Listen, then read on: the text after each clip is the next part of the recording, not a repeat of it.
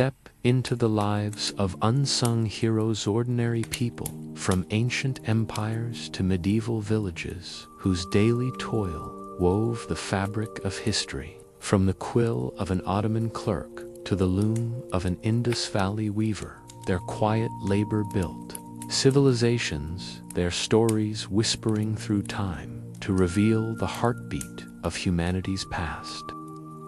Story 1. The boring daily life of an Egyptian farmer. Imagine yourself awakening before dawn in the fertile Nile Valley, around 2500 BCE, during the height of the Old Kingdom. The air is cool and heavy with the scent of damp earth, a reminder that the great river has recently receded from its annual flood, leaving behind the rich black silt that sustains your existence. As an Egyptian farmer, or fellah, as you might be called in later eras, your life revolves around this predictable cycle of inundation, growth, and harvest. It's not the grandeur of pharaohs or pyramids that defines your days, but the quiet, relentless rhythm of tilling the soil. A routine so ingrained that it feels as eternal as the sun god Ra himself. You rise from your simple reed mat in a modest mudbrick home shared with your extended family, wife, children, perhaps elderly parents. The house is unadorned, its walls plastered with Nile mud to keep out the heat, and a small courtyard where goats and chickens scratch at the ground. Breakfast is straightforward. A loaf of emmer wheat bread, perhaps flavored with dates or onions, washed down with beer brewed from barley. This isn't the luxurious fare of the elite. It's sustenance derived from the very crops you cultivate, a direct link between your labor and survival. As the first light creeps over the horizon, you head to the fields, tools in hand, a wooden hoe, a sickle made from flint or copper, and perhaps a basket for seeds. The Nile's flood, known as Akhet, has just ended, and now comes Pare, the season of emergence, when the land dries enough for planting. You walk along the raised paths that divide the fields into basins, designed centuries ago to trap the floodwaters. These irrigation systems are a marvel of communal effort, maintained by villagers under the oversight of local officials. You don't think of them as engineering feats. They're simply the way things have always been, passed down from your ancestors.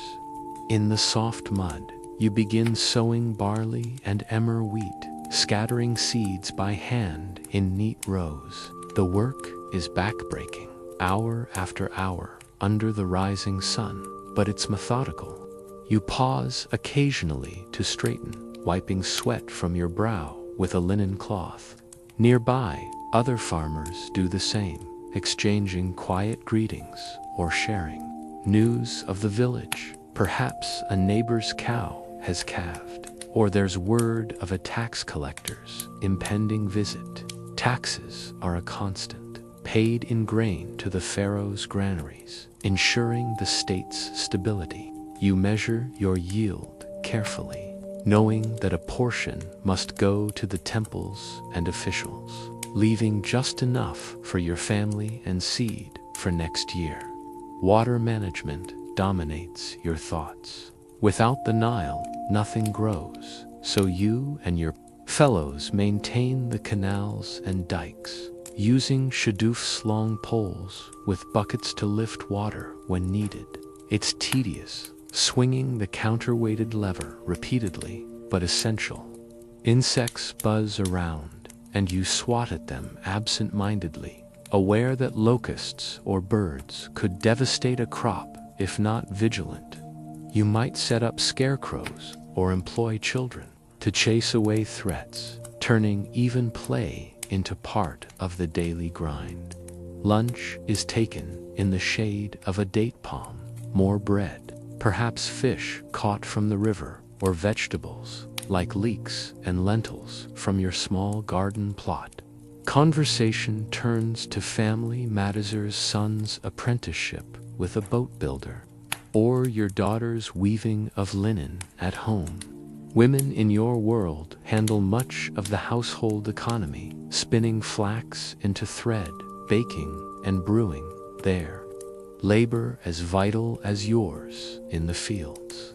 As afternoon wears on, you turn to weeding or repairing tools, the sun beating down mercilessly. Heat exhaustion is a risk, but you pace yourself, drawing on generations of knowledge about the land's moods. The Nile isn't just a river. It's Hapi, the god of fertility, and you offer simple prayers at a small shrine in your field, leaving offerings of bread or beer. Religion weaves into the mundane festivals, mark the seasons, but daily life is about balance, or manat, ensuring harmony with the gods and nature. Yet, as the sun dips low, casting long shadows over the golden fields, you wonder about the whispers from the city. Tales of pharaoh's grand projects reach, even hear massive pyramids rising in the distance, built by conscripted labor during the flood season, when fields lie fallow. Will you be called away next Akit, leaving your family to manage alone? The thought lingers, unresolved, as you trudge home. The weight of another ordinary day settling in as you settle into the rhythm of parade. The season of emergence in ancient Egypt, around 2500 BCE. Your days as a farmer in the Nile Valley deepen in their predictability. The sun climbs higher each morning, and you return to the fields. The black silt now firm underfoot as the floodwaters have fully receded. Your life, while repetitive, is not without its complexities. Every task you perform is a thread in the intricate tapestry of survival, woven with the collective efforts of your village. The crops you planted weeks ago are beginning to sprout, green shoots piercing the earth, a quiet promise of sustenance. But with growth comes vigilance, and your days are filled with the minutiae of nurturing the land while navigating the social and economic webs that bind your community. Each morning, you inspect the fields, walking the boundaries of your small plot. The irrigation basins, carefully maintained, channel water from the Nile's canals, and you spend hours clearing silt from the ditches or reinforcing mudbrick walls that hold the water in place. This is communal work. Your neighbors join you, men and women alike, their voices carrying over the fields as they debate whose turn it is to divert water or repair a broken shadoof. Disputes arise occasionally, petty arguments over water rights or a misaligned boundary stone, but they're resolved through village elders who invoke Marat, the principle of balance, to keep peace. You've learned to trust this system, though. It means long discussions under the midday sun, hashing out agreements that feel as old as the river itself. Your crops, barley, emmer wheat, and a small patch of flax are your lifeline. But they're also the state's tax collectors. Representatives of the pharaoh or local nomarch visit regularly, their scribal tablets in hand, recording yields with a precision that makes your stomach tighten. You measure your harvest in car, sacks of grain that must be divided, some for your family, some for seed, and a significant portion for the granaries of Memphis or the temples of Ammon.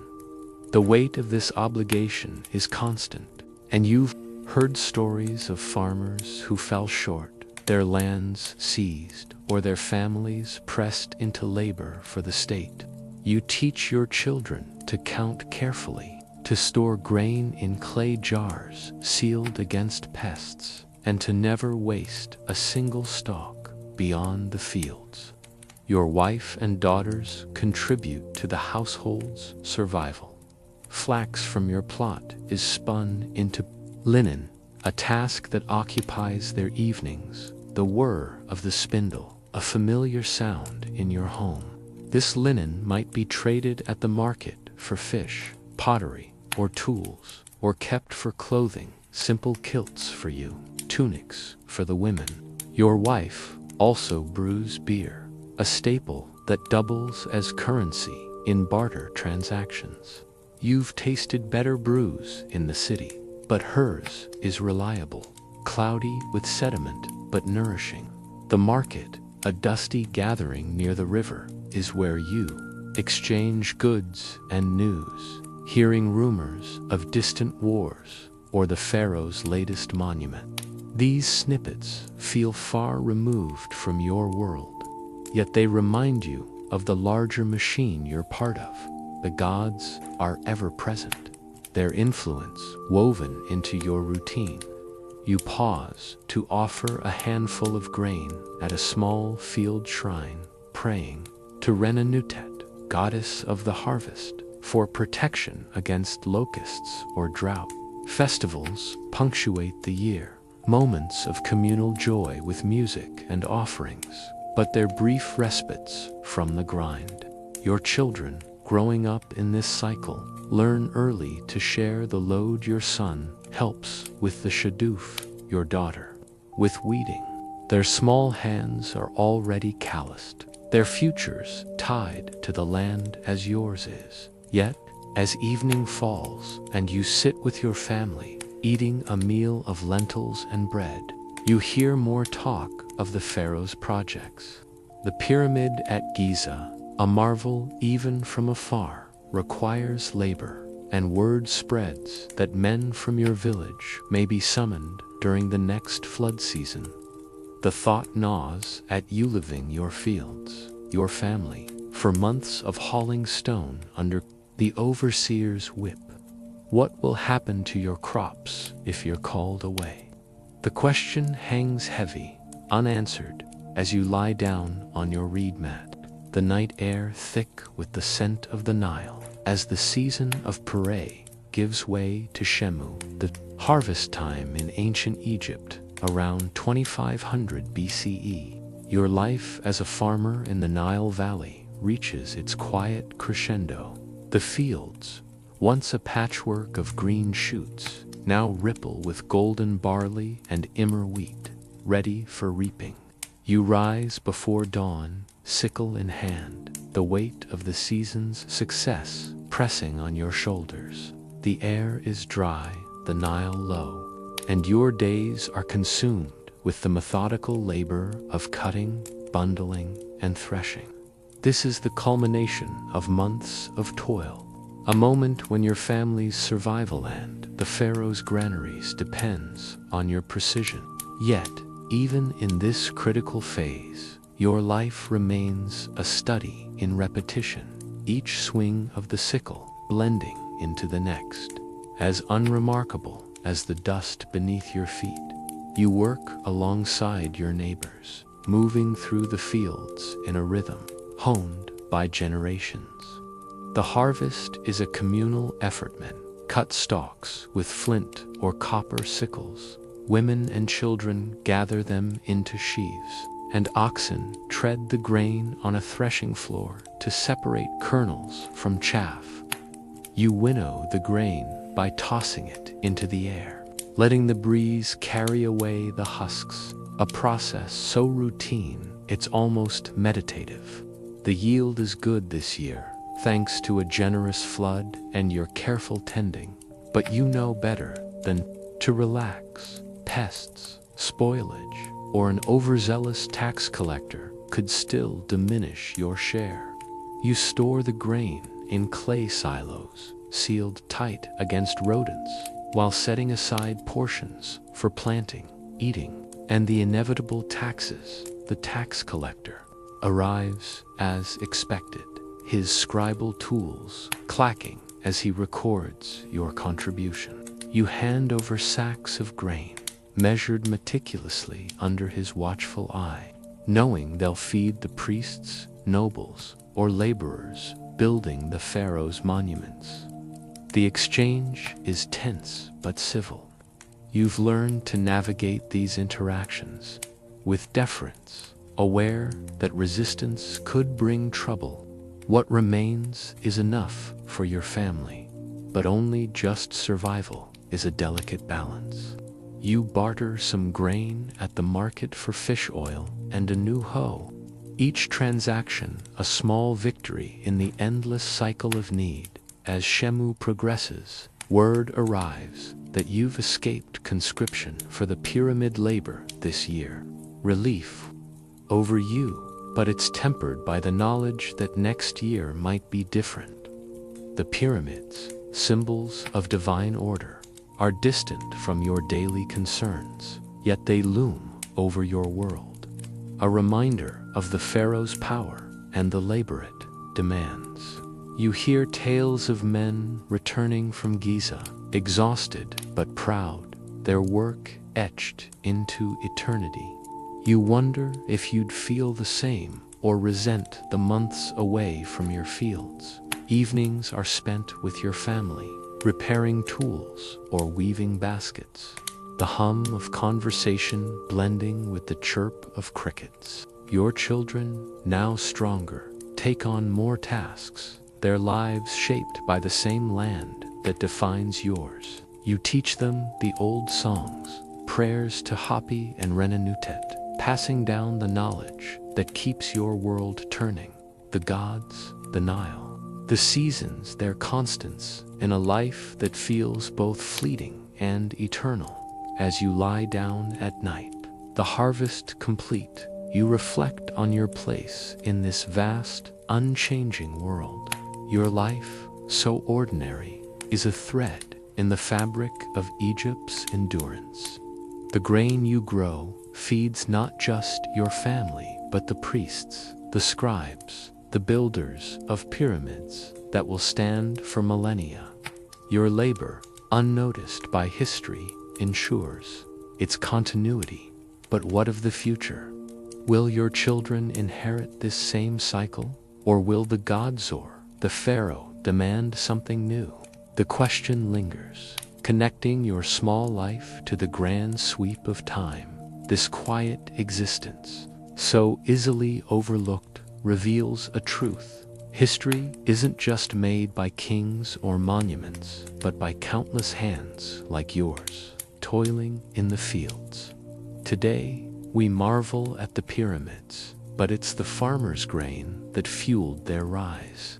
Your story, mundane as it seems, is the foundation of a civilization that still captivates us. How many other forgotten lives, you wonder, hold the key to understanding our past story, to the tedious routine of a medieval peasant in England? Picture yourself in a small village in England around 1350 CE, nestled in the rolling fields of the Midlands. The Black Death has recently swept through, leaving your community smaller, quieter, but stubbornly clinging to life. As a peasant farmer, your world is one of mud, toil, and the ceaseless demands of the land. You wake in a cramped Wattalandob cottage, its thatched roof leaking slightly from last night's rain. The air smells of damp straw and wood smoke, and the single room you share with your wife, 3 children, and a scrawny hen is dimly lit by a small window covered with oiled cloth. Your life is bound to the manor, where you owe labor to the Lord in exchange for the right to work your strips of land in the open fields. Dawn breaks cold and gray, and you rise from a straw pallet, pulling on a rough woolen tunic and worn leather shoes. Breakfast is a hunk of rye bread and a thin pottage of barley and peas cooked over the hearth's embers. There's no time to linger. The fields call. You grab your tulsa wooden plow, a scythe, and a flail and head out, your breath visible. In the chilly air, the village is stirring. neighbors trudging to their own plots, their faces etched with the same weary determination. The open field system, a patchwork of strips divided among villagers, demands cooperation. You share the plow team's oxen with others, rotating their use, a system as old as the hills around you. Your day is spent sowing barley or rye, depending on the season. It's autumn now, and you scatter seeds across your strips, the soil heavy with clay. The work is slow, your hands numb from the cold, your back aching from bending. You pause to adjust the plow, coaxing the oxen forward, their hooves sinking into the earth. The manners reeve, a stern man who oversees labor, passes by, noting who works and who slacks.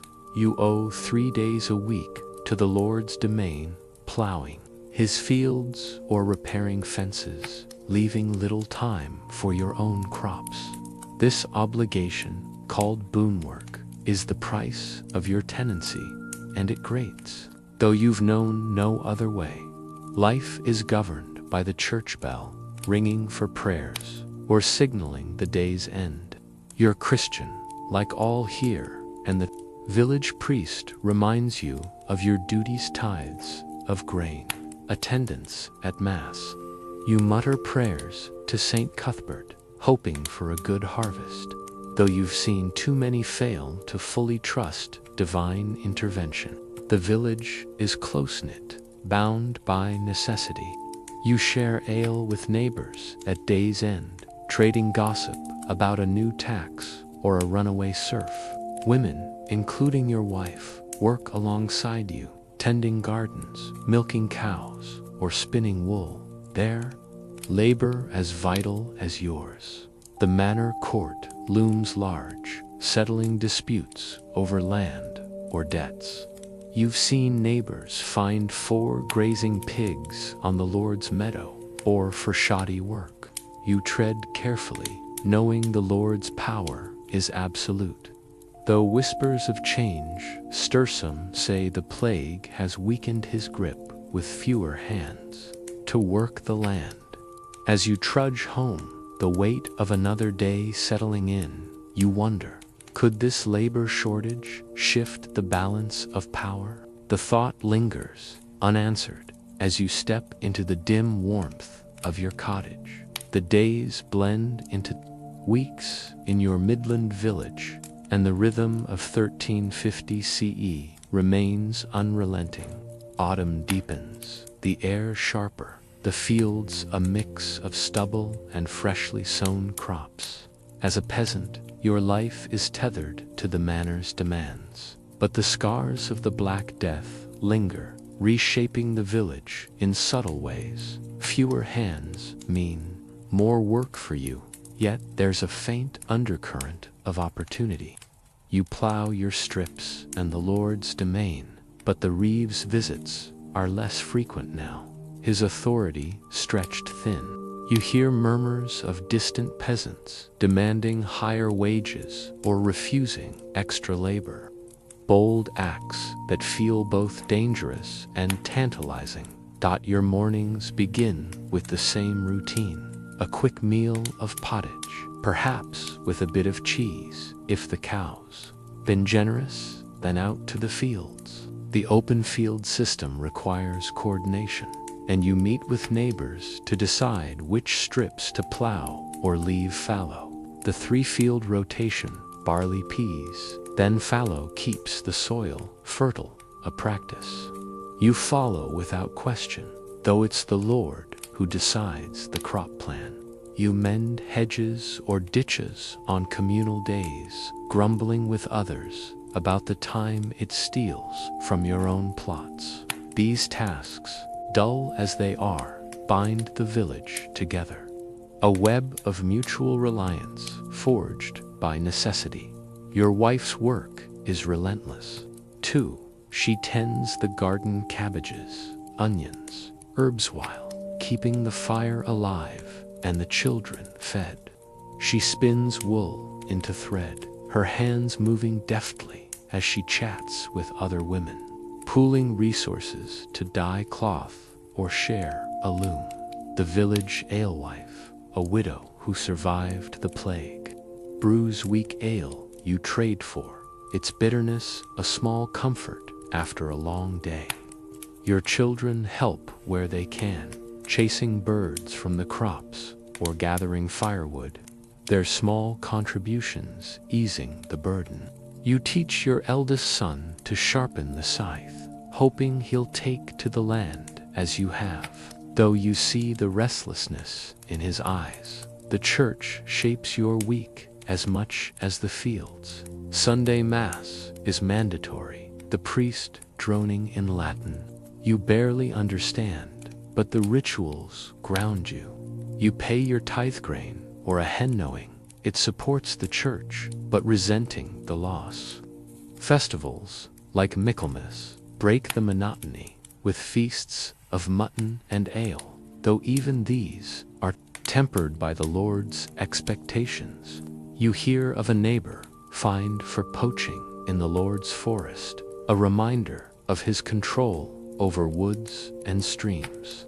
Yet the plague's shadow lingers. Laborers are scarce, and some lords now offer coin for extra work, a shift you've never seen before. Evenings are for maintenance, patching the cottage roof, sharpening tools, or mending nets for catching river fish. You share stories with your family, tales of saints or local legends, but the talk often turns to the changing world. The manor court, once rigid, now hears bolder complaints, demanding lighter burdens or better terms. You've even heard of villages where peasants fled to towns, seeking freedom as laborers.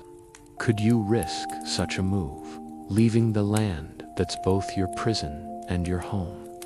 The question hangs in the air, unresolved, as you bank the fire and settle onto your pallet. Winter settles over your village in 1350 CE, blanketing the fields in frost and slowing the pace of life.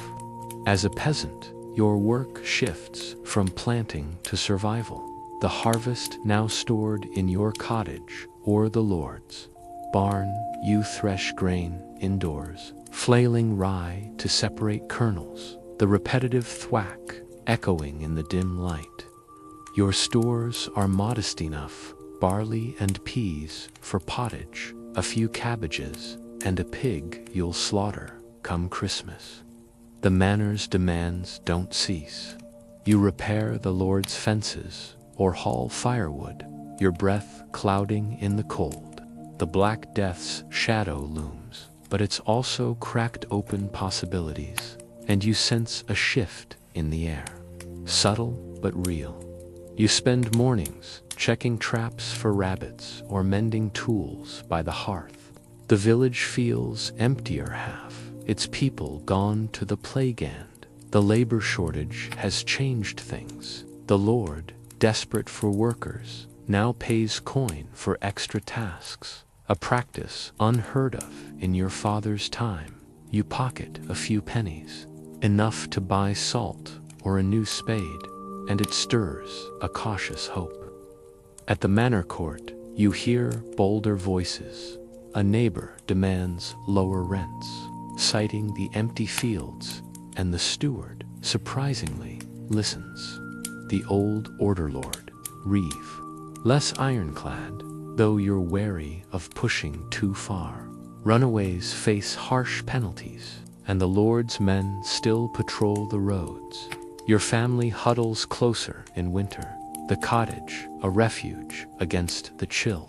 Your wife weaves woolen cloth, her loom clacking as she plans to trade it for shoes. Your children, growing fast, help with chores, but your eldest son speaks of towns Nottingham or York where freemen earn wages. You warn him of the risks, but his restlessness mirrors your own. The church offers solace, its candles flickering during Advent, though you grumble at the tithe that takes your best hen. Festivals bring warmthile songs, a rare joint of meat, but they're fleeting. Most nights, you eat pottage, the same meal as always, and talk of the future. The harvest, though decent, barely covers your needs after the Lord's share and tithes. You've learned to stretch every resource, salting meat or drying apples, skills passed down through generations. The village cooperates, sharing a mill or brewing ale together. But tensions rise when someone hoards or shirks. You mediate disputes, drawing on custom to keep peace, knowing survival depends on unity. Yet the world beyond the village beckons. Travelers speak of towns where laborers command respect, even freedom. You've always been tied to the manor, a villain bound by birth. But the plague has loosened those chains, if only slightly. As winter deepens, you lie awake, the fire's embers glowing. Your life, so ordinary, is part of a slow unraveling. The Black Death didn't just take lives, it shook the foundations of the manor system. Peasants like you, once invisible, now hold leverage. Your labor is vital, and lords know it. You dream of lighter burdens, perhaps even owning your land outright. Will this change endure, or will the lords tighten their grip? Your small axe haggling for wages, joining neighbors to demand fairness are threads in a larger tapestry of rebellion, like the peasants' revolt that will come decades later. Your story, dull as it seems, is the backbone of medieval England. The lords built castles, but it was your plow that fed them. Today, we see the Black Death as a turning point, empowering peasants to demand rights, shaping a world where labor gained value. How many other quiet lives, you wonder, fueled the slow march toward freedom? Story 3: The Mundane Existence of a Sumerian Scribe. Section 1. Imagine yourself in the bustling city of your around 2000 BCE. In the heart of ancient Sumer, the sun rises over the ziggurat, its stepped silhouette looming above mudbrick homes and bustling markets. As a scribe, your life is one of quiet precision, spent in the service of recording the world around you. You live in a modest house near the temple district, its walls smoothed with clay, the air thick with the scent of dust and sesame oil. Your days revolve around the stylus and clay tablet, tools that make you a vital cog in Sumer's complex society. Yet your work is so repetitive, it blends into the background of this vibrant civilization. You wake early, the cool dawn air seeping through the reed door. Breakfast is simple: barley bread, dates, and a cup of beer, the staple drink of Sumer. Your wife prepares the meal, her hands busy grinding grain or tending a small garden of onions and leeks. Your children, still young, play nearby, unaware of the weight of your role. You don a linen kilt, grab your reed stylus, and head to the Edaba, the tablet house, a school and workplace where scribes like you train and labor. The streets are alive with traders, priests, and farmers, their voices mingling with the bleating of goats and the creak of carts. At the Edaba, you sit cross-legged on a mat, a damp clay tablet balanced on your lap. Your task is to record transactions: grain, deliveries, temple offerings, or taxes owed to the king. Using cuneiform, the wedge-shaped script you've spent years mastering, you press your stylus into the soft clay, each mark precise yet monotonous. The work demands focus. A single error could disrupt a merchant's ledger or anger a temple official. You copy contracts, hymns, or royal decrees, your hand cramping as the hours pass. The tablet house hums with the soft scratching of styluses, the air heavy with the scent of wet clay and sweat. Your role is respected, but not glamorous. Scribes are the backbone of Sumer's administration, linking farmers to markets, priests to gods, and kings to their people. You've memorized hundreds of signs, from simple pictographs to complex legal terms, a skill that sets you apart from the illiterate majority. Yet, your life is bound by routine. You train younger scribes, correcting their clumsy wedges, and occasionally assist in the temple, recording offerings to Inanna or Enlil. The priests, clad in fine linen, rely on your accuracy but rarely acknowledge you. The city's rhythm shapes your day. Markets thrive with barley, wool, and imported lapis lazuli, and you note these trades in your tablets. Taxes are relentless grain, livestock, or labor owed to the palace or temple. You've seen farmers struggle to meet quotas, their frustration palpable, and you quietly adjust numbers to ease their burden when you can. The king's palace, a sprawling complex, casts a long shadow, its demands filtering through your work. As evening nears, you bake your tablets in a small kiln to harden them, preserving your words for posterity. But as you walk home, the ziggurat glowing under the setting sun, you hear whispers of unrest. Farmers grumble about heavy taxes, and rumors speak of a distant city rebelling against its king. Could your face such turmoil, and would your tablets record its fall? The thought lingers, unanswered, as you step into your home, the weight of another day etched into your hands. The days in your place, around 2000 BCE, pass with the steady rhythm of your stylus on clay. As a Sumerian scribe, your work in the Edaba is relentless. Each tablet, a small piece of the city's life lists of barley rations, contracts for land sales, or hymns to the gods. The sun climbs higher, baking the mud brick walls of the tablet house, and you wipe sweat from your brow, careful not to smudge the damp clay. Your life is one of precision, but also of quiet influence, as your records shape the flow of goods, labor, and devotion in this ancient city. You begin each morning with a walk through Yor's narrow streets, past potters shaping clay and weavers threading flax. The market hums with activity merchants barter for dates, fish, or copper from distant Dilmun, and you note these trades when tasked. Your tablets are the city's memory, preserving who owes what to whom. You record a farmer's debt to a merchant, a temple's receipt of wool, or a laborer's wages in beer and bread.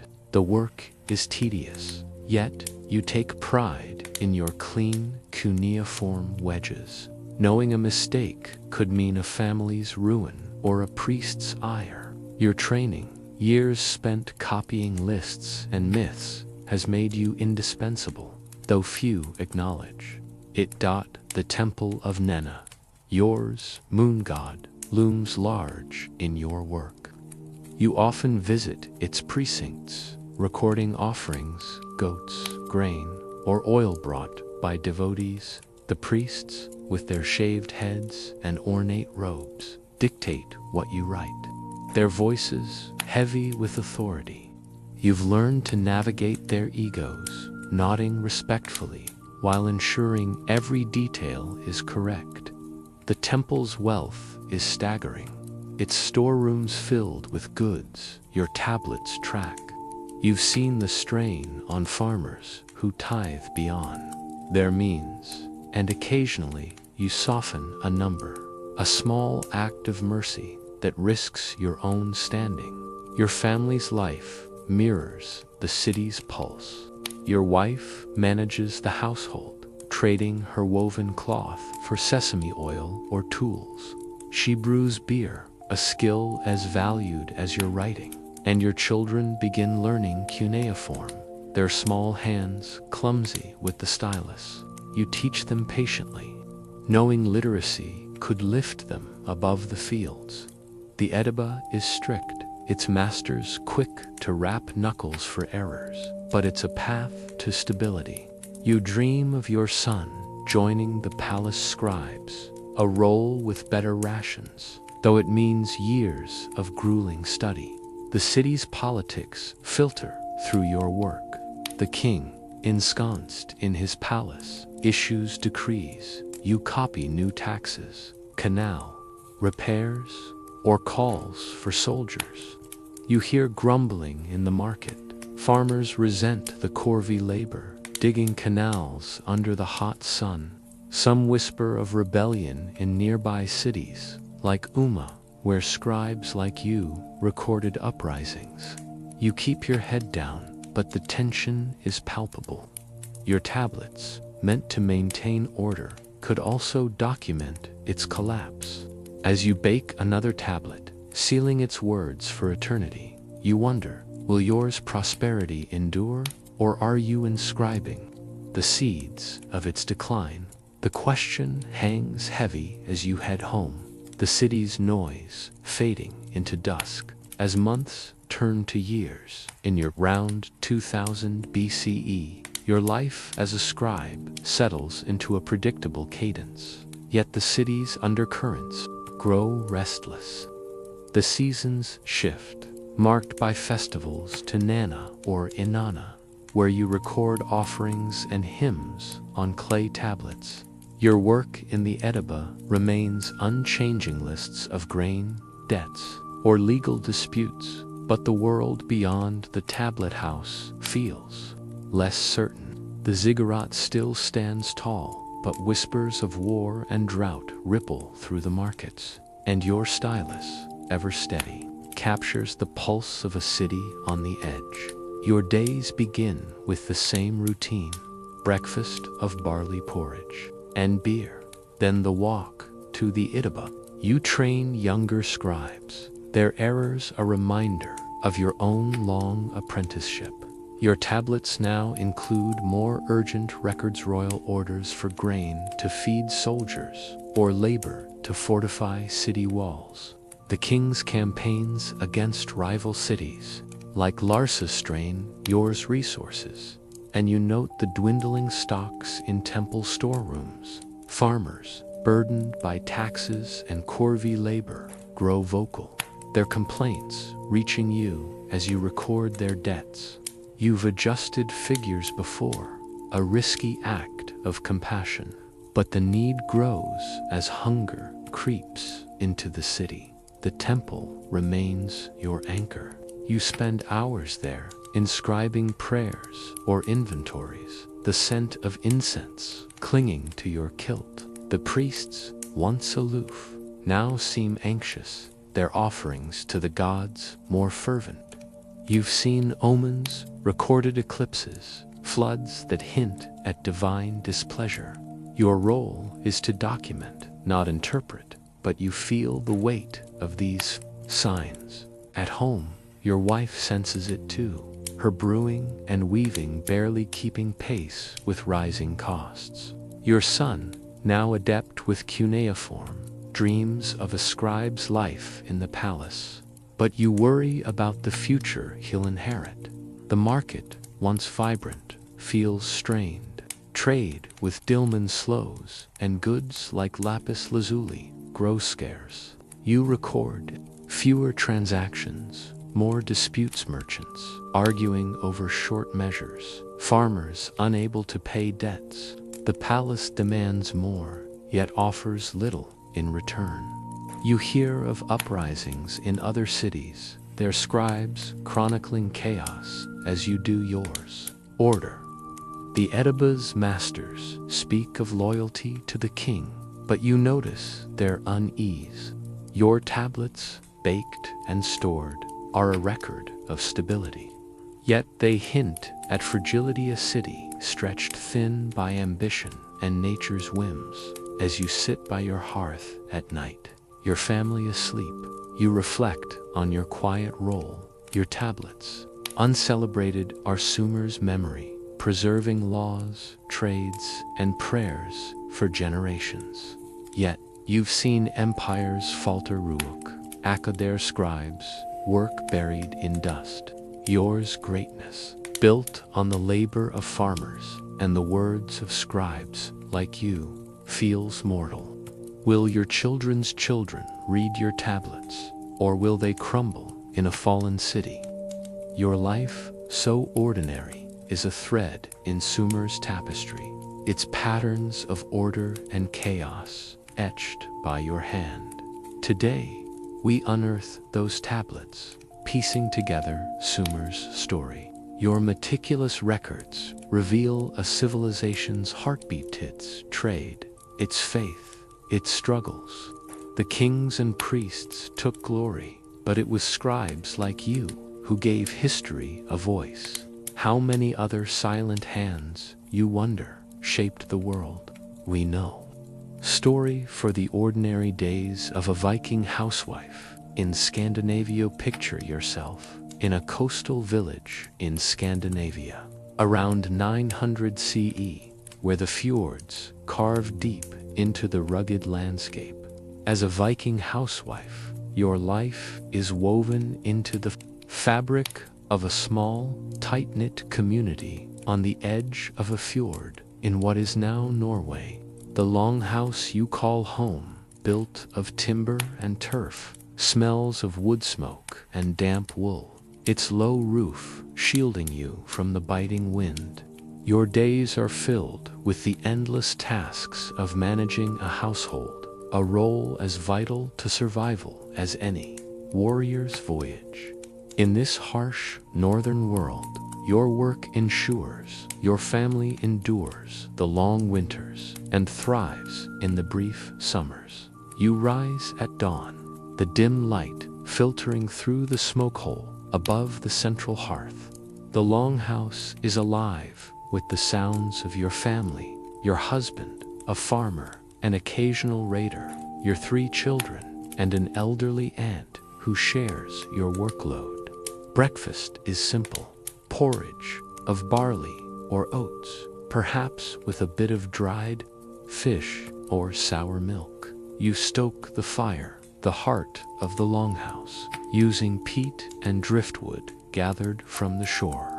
Your hands, calloused from years of labor, move with practiced ease as you prepare for the day's chores. Your role is multifaceted, a blend of caretaker, craftsman, and manager. You milk the goats and cows, their pens at one end of the longhouse, and churn butter or make skyr, a thick yogurt that sustains the family.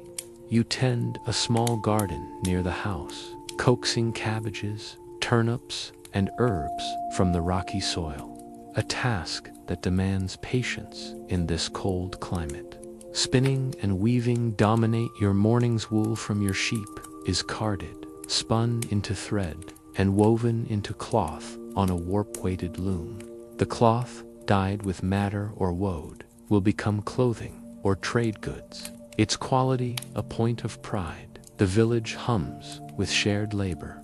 You join other women to wash clothes in the icy stream, trading gossip about a recent raid or the chief's upcoming feast. Your husband and the men are often away, fishing or tending fields of barley and rye, leaving you to oversee the household. You manage the store's dried fish, salted meat, and grain, carefully rationing for winter. The community relies on cooperation. You lend a hand to a neighbor's cheese-making or borrow a loom weight, knowing favors will be repaid. The Jarl, the local leader, expects tribute, and you ensure your family's share wool or butters ready. Religion weaves through your day. You offer a small bowl of milk to the household spirits, the landvader, hoping for protection.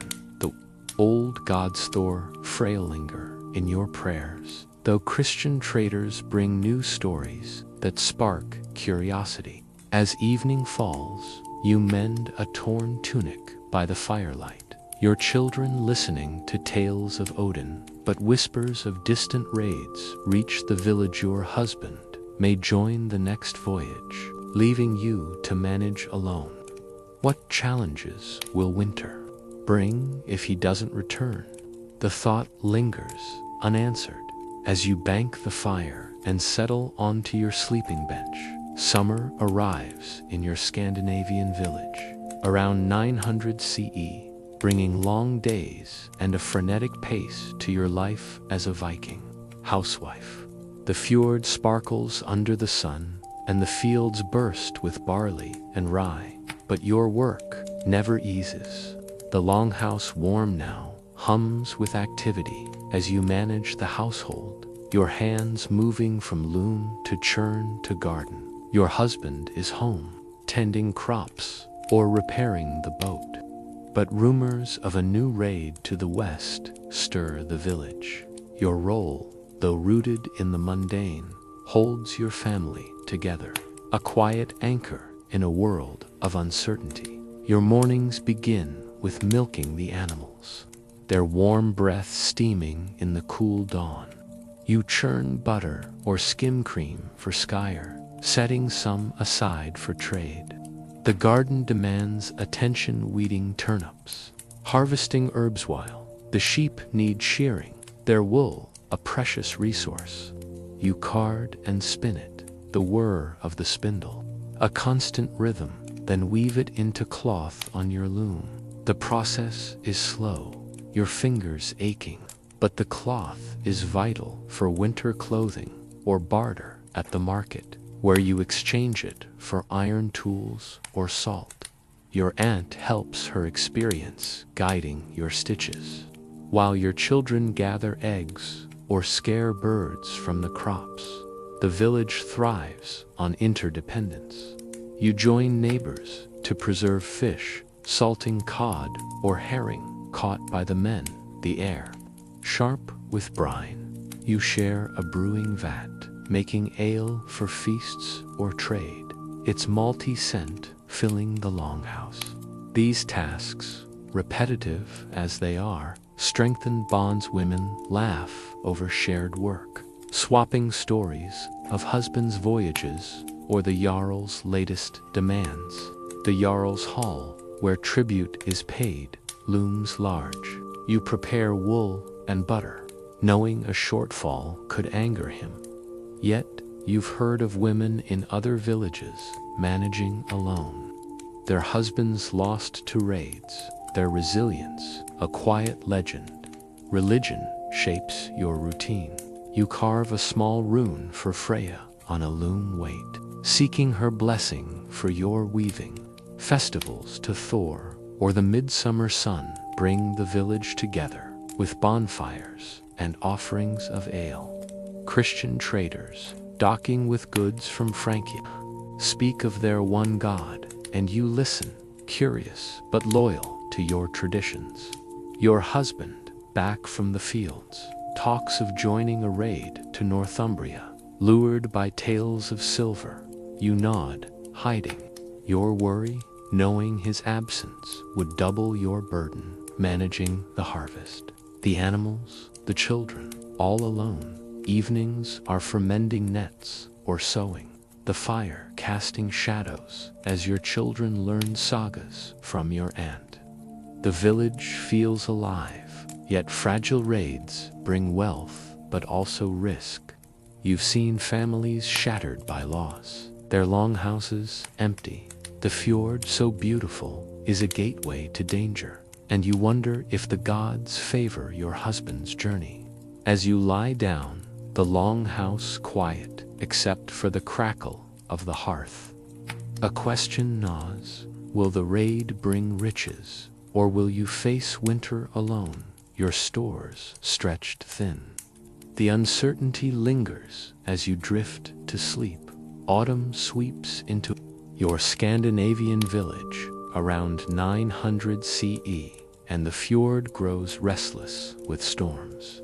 As a Viking housewife, your days intensify as you prepare for winter, the season that tests your family's survival. Your husband has joined the raid to Northumbria, leaving you to manage the longhouse alone. The fields are harvested, the barley and rye stored in clay pots, but your works, pinning, preserving, tending animals, feels relentless. Your role, so ordinary, is the backbone of the village, ensuring life continues while the men chase glory across the sea. You rise early, the longhouse cold, without your husband's warmth. You milk the goats, churn butter, and check the store's dried fish, salted pork, and root vegetables, carefully rationed. The harvest was modest, and the Jarl's tribute took a painful share. You barter woolen cloth at the market for extra grain, haggling fiercely with traders who sense your urgency. Your aunt helps with the weaving, her hands steady despite her age, while your children haul water or gather kindling. Your eldest daughter, now strong enough to work the loom, mimics your movements, learning the skills that define your life. The village pulls together as winter looms. You join neighbors to smoke fish or repair the communal boat, sharing labor and resources. The women's chatter turns to the raids. Some husbands have returned from past voyages with silver, others never came back. You offer ale to Freya, praying for your husband's safety, but the old gods feel distant in the face of howling winds. Christian traders, their crosses gleaming, speak of a God who promises salvation, and you wonder if their faith offers more certainty. Yet you cling to tradition, teaching your children Thor's tales by the fire. The Jarl's demands persist, even in his absence on the raid. His steward collects tribute wool, butter, a calf leaving your stores thinner, you've heard of.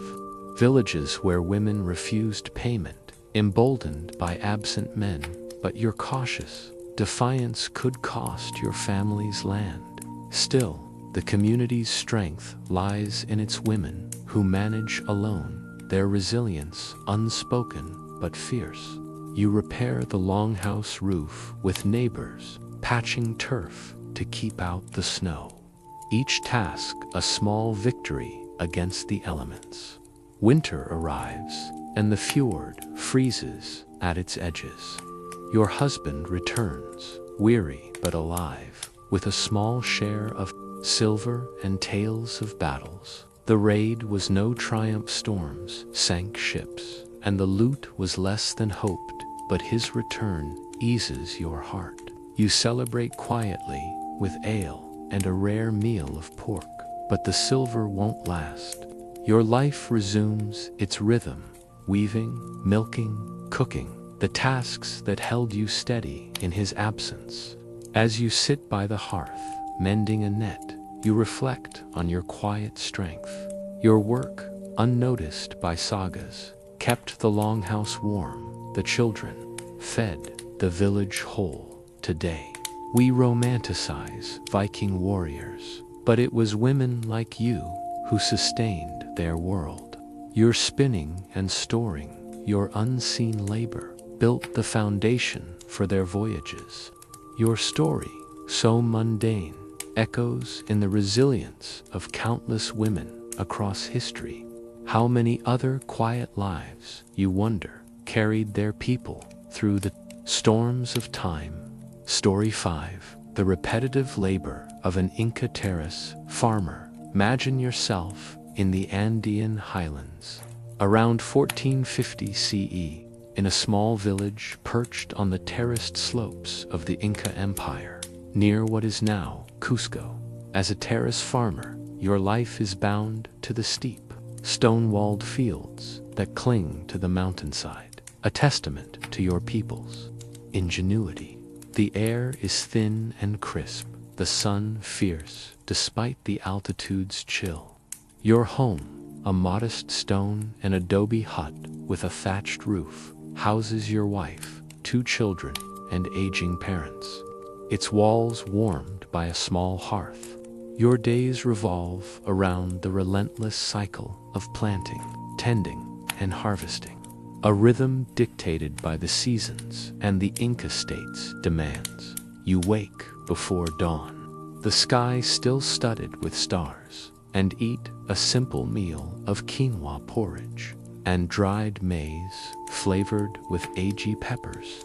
Your wife prepares coca leaves, which you chew to dull hunger and fatigue as you head to the terraces. Clad in a woolen tunic and sandals, you carry tulsa, foot plow, called a takla, and a homemade of wood and bronze.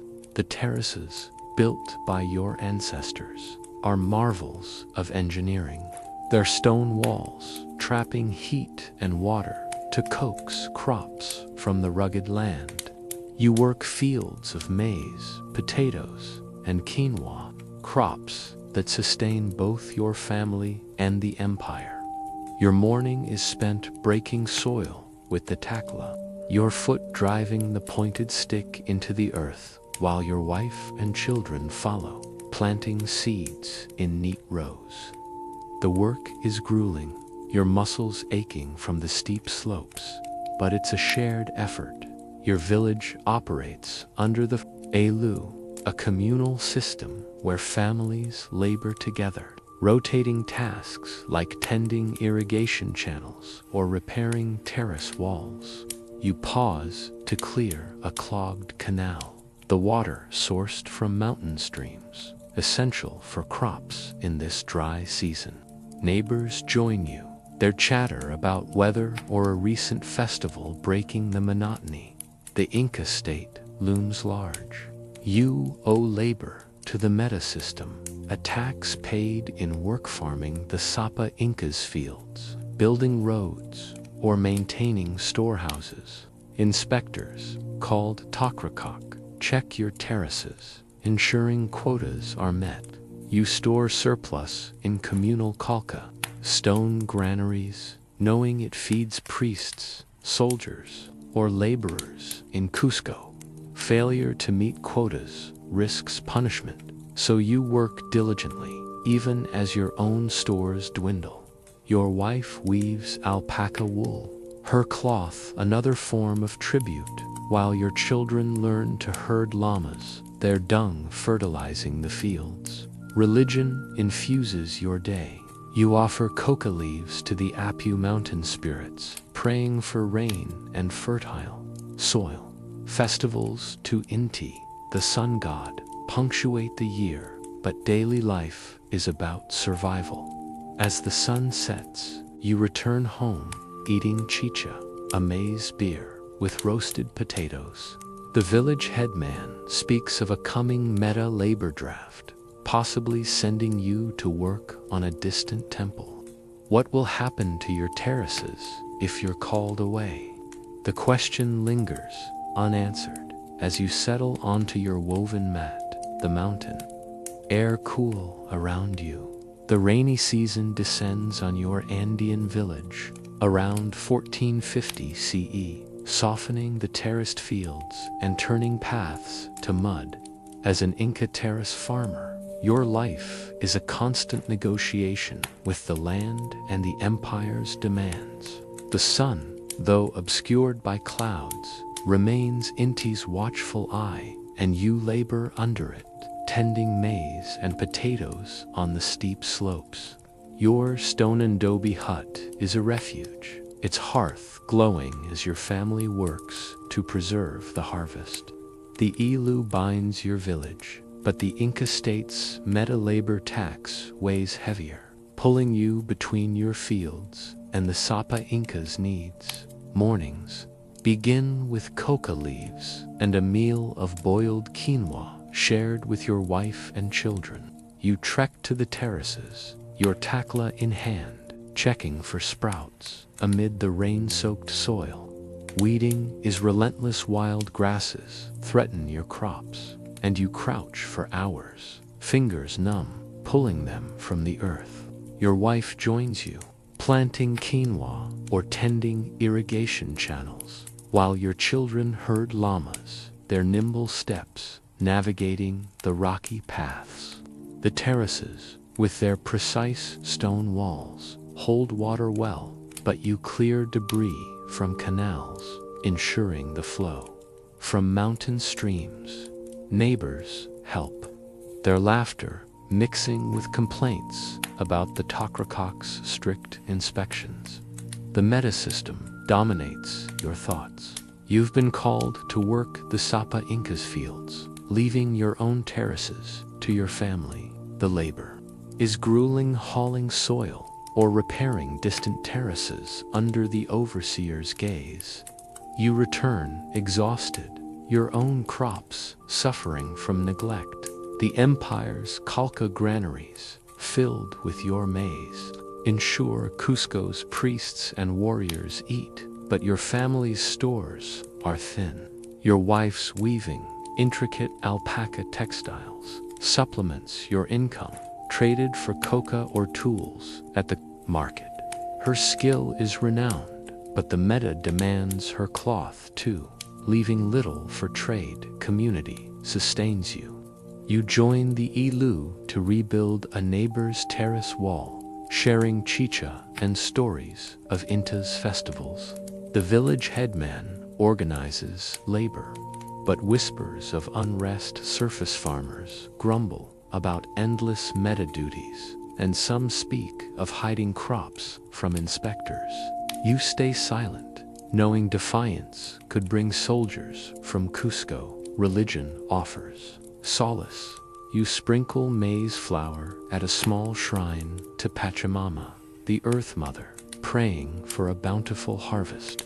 Your children learn these rituals, their small hands mimicking your offerings, tying them to the land. Evenings are for mending tools or chewing coca with neighbors, discussing the empire's growing reach, the Sapa Incas, roads and temples. Marvels of stone rely on your labor and crops. You've heard of distant rebellions, tribes resisting Inca rule, and wonder if your village could face such turmoil. As you sit by the hearth, your wife spinning wool, the rain drums on the roof. The meta draft looms again. Rumors suggest a call to build a bridge far from home. How will your family manage if you're gone for months? The question hangs, unresolved, as you lie down. The mountains' silence broken only by the wind. The dry season returns to your Andean village around 1450 CE, and the terraces glow golden with ripening maize and potatoes. As an Inca terrace farmer, your days peak with the harvest, a grueling race against time to gather crops before frost or drought. The meta labor draft has spared you this season, but its shadow lingers, and you work tirelessly to secure your family's survival. Your stone hut, warmed by the hearth, is a hub of activity as you and your wife preserve food and prepare for the empire's demands. Your life, so repetitive, is the foundation of the Inca's vast network, feeding cities and armies. You rise early, chewing coca to brace for the day. The harvest begins at first, like to cut maize stalks with a bronze knife, while your wife and children dig potatoes, their hands caked with earth. The terraces, carved into the mountains, yield well this year, thanks to careful tending and the Alu's shared labor. You carry baskets of crops to the Kalka granaries, where Tokrakok inspectors tally your contribution. The empire takes its share maize for Cusco, potatoes for soldiers, leaving you just enough for your family and seed for next season. You store the rest in clay pots, sealed against pests, a skill honed by necessity. The village pulses with communal effort. You join neighbors to thresh quinoa, beating stalks on stone slabs, the air dusty with chaff. Your wife's woven textiles, vibrant with geometric patterns, are traded for salt or coca at the market, but much goes to the meta as tribute. Your children, now adept at herding llamas, bring dung to fertilize the fields, their work easing your load. The elu binds you when a neighbor's terrace wall collapses. You help rebuild, knowing they'll return the favor. Yet murmurs of discontent grow. Some farmers hide crops, risking the Sapa Inca's wrath to feed their own. Religion anchors you. You offer potatoes to Pachamama at a mountain shrine, praying for her favor. The Inti Raymi festival, honoring the sun god, brings music and chicha. But the joy is fleeting meta-duties, calls some men to Cusco's temples. You've seen the empire's might, its roads, its stonework, but also its cost. Your labor feeds distant cities, yet your family scrapes by. At night, by the hearth, you teach your children planting songs, passing down knowledge of the land. Your wife, weary from weaving, speaks of balance, of honoring the apu to keep the earth fertile. As the harvest ends, you reflect on your place in the Inca world. Your terraces, uncelebrated, sustain an empire that spans mountains and valleys. The meta binds you, but the elu gives strength, a quiet rebellion in shared survival.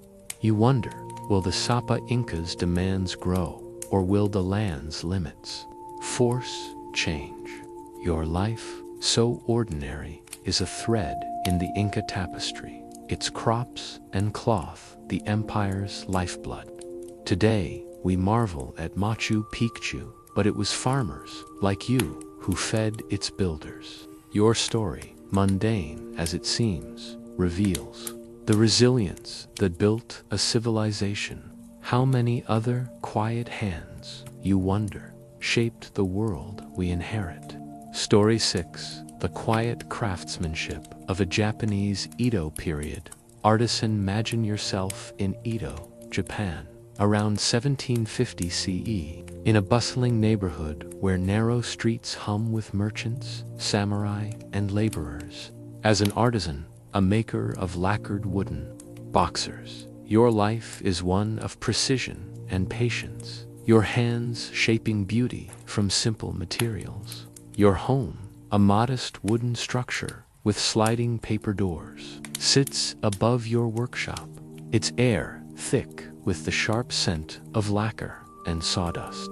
You live with your wife, 2 children, and an apprentice, your days governed by the steady rhythm of craft in the Tokugawa shogunate's tightly ordered society. You rise at dawn, the city waking with the clatter of carts and temple bells. Breakfast is rice, miso soup, and pickled radish, prepared by your wife as you light the workshop's brazier. Clad in a cotton kimono, you prepare your tools, chisels, brushes, and a lacquer pottage worn smooth from years of use. Your craft, learned from your father, involves carving cedar into boxes, inlaying them with mother of pearl, and coating them with layers of uroshi lacquer, a painstaking process that takes weeks. These boxes, used for tea ceremonies or storing scrolls, are prized by merchants and samurai alike. Your morning is spent sanding a box, the wood's grain revealing itself under your steady hands. Each stroke is deliberate, the silence of focus, broken only by your apprentice's questions or the distant hum of the market. Edo's strict social hierarchy places you below samurai but above farmers, yet your work is essential to the city's culture. You sell through a merchant guild, which takes a cut but ensures your boxes reach tea houses or daimyo estates. The guild's rules are rigid prices fixed, quality inspected, but they secure your livelihood. The neighborhood thrives on interdependence. You barter lacquer with a nearby painter, share rice with a neighbor during lean times, and teach your apprentice the art of inlay. Your wife weaves straw mats, her income supplementing yours, while your children run errands or sweep the workshop.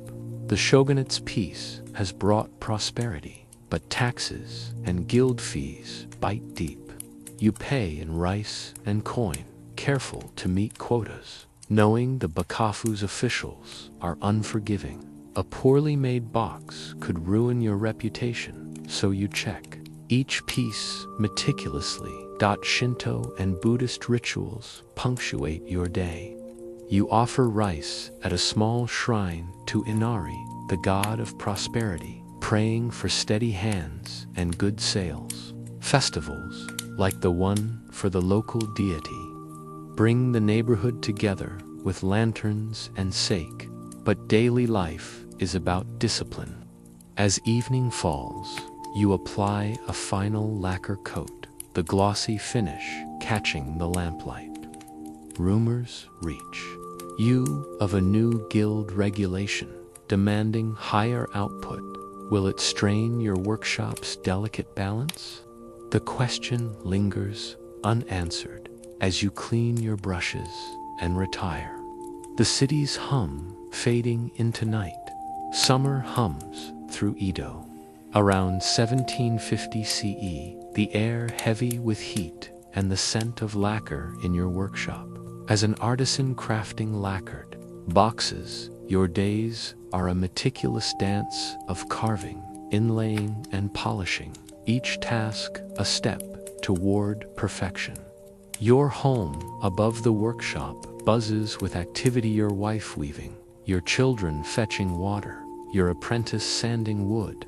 The Tokugawa shogunate's stability fuels demand for your boxers. But the guild's new rules loom, pushing for faster production. Your craft, so deliberate, feels squeezed by the pace of a changing city. You begin each day with rice and fish, your wife's steady hands serving the meal. The workshop is your world, cedar planks stacked neatly, mother of pearl shimmering in the light. You carve a box's lid, chiseling patterns of plum blossoms, while your apprentice prepares lacquer, stirring urushi with care to avoid its toxic sting. Applying each layer is slow, requiring days to dry in a dust-free box, a process you've perfected over years. Your boxers, sleek and glossy, are sold to tea masters or samurai, their elegance a quiet pride. Yet the guild demands more, inspecting your work with hawk-like scrutiny. The neighborhood binds you to others. You trade lacquer tips with a fan maker, share sake with a potter, and teach your apprentice the art of inlay with precision. Your wife's mats, woven with intricate patterns, fetch good prices at the market, easing the strain of taxes. Your children, growing quick, learn the crafts, edgiously sweeping sawdust, fetching charcoal while absorbing your stories of patience. Edo's markets thrive, but the shogunate's taxes and guild fees cut deep. You calculate rice and coin carefully, knowing a missed payment could draw the Bakafu's wrath. Shinto rituals ground you. You burn incense at Inari's shrine, praying for skill and prosperity, while Buddhist chants from a nearby temple echo at dusk. Festivals bring relief drums, lanterns, and dances under the stars, but the guild's pressure overshadows them. You hear whispers of artisans in Osaka rushing their work, quality suffering for speed. Your reputation rests on perfection, but the guild's demands test your limits. You guide your apprentice, correcting his uneven cuts, hoping he'll carry your craft forward. But the younger generation seems restless, drawn to Edo's growing merchant wealth. Evenings are spent polishing boxes, the lacquer's sheen reflecting your lamplight. Your wife sits nearby, weaving, while your children play with wooden scraps. The city's pulse feels faster, merchants grow bolder, samurai less patient. The guild hints at stricter quotas, and you wonder if you can keep pace without sacrificing quality. Your boxers, small as they are, carry Edo's culture, linking your hands to the tea ceremonies of the elite. As you clean your tools, the night quiet, save for cicadas. A question persists. Can your craft survive the shogunate's demands, or will haste erode its beauty? The uncertainty settles over you like dust. Autumn paints Edo's streets in muted golds around 1750 CE, and your workshop hums with the final stages of lacquered boxes. As an artisan, your life of crafting beauty from cedar and urushi is both your pride and your burden. The guild's new quotas have arrived, demanding more boxes in less time, straining your meticulous process. Your family wife, children, apprentice works alongside you, their efforts woven into your craft. But the Tokugawa shogunate's rigid order feels tighter, even as Edo's wealth grows. Your hands, steady as ever, carry the weight of tradition in a changing world. You start each day with rice and miso, then settle into the workshop. You polish a finished box, its lacquer gleaming like a dark mirror, while your apprentice carves a new one, his skills improving but still short of your standard. The guild's inspector visits, scrutinizing your work, praising its quality but urging speed. You nod, hiding your frustration. Each box requires weeks of layering and drying, a rhythm you can't rush without flaws. Your wife's woven mats sell well, easing the tax burden, but the guild takes a larger share now, citing the shogun's needs. Your children, tasked with fetching lacquer or sweeping, dream of easier lives in Edo's markets. The neighborhood remains your lifeline. You share tools with a swordsmith, trade rice with a papermaker, and join festivals where sake and laughter briefly lift the pressure. Shinto rituals sustain you. You offer a polished box to Inari's shrine, praying for prosperity, though Buddhist. Monks speak of detachment, a philosophy that feels distant from your daily grind. The city buzzes with merchants and samurai, their wealth fueling your trade, but also the guild's greed. You hear of artisans elsewhere cutting corners, their boxers cracking under rushed lacquer, and fear your reputation could suffer if you follow suit. Your apprentice, now skilled enough to carve alone, talks of opening his own shop, but the guild's rules make it costly. You guide him, knowing your craft's survival depends on him. Yet Wonder Story 7, the daily drudgery of a colonial American homesteader. Picture yourself in the Massachusetts Bay Colony, around 1680 CE, on a modest homestead carved from the dense forests of New England. As a homesteader, your life is a relentless cycle of labor, taming the land to feed your family and meet the colony's demands. Your home, a rough-hewn log cabin with a stone chimney, smells of wood smoke and damp earth. Its single room shared with your wife, 4 children, and a hired hand. The wilderness presses close, its wolves howling at night. But your days are filled with the quiet grind of survival in a fledgling colony. You wake at dawn, the air sharp with frost. Breakfast is hasty cornmeal, mush with maple syrup, eaten by the fire your wife tends, clad in homespun wool and leather boots.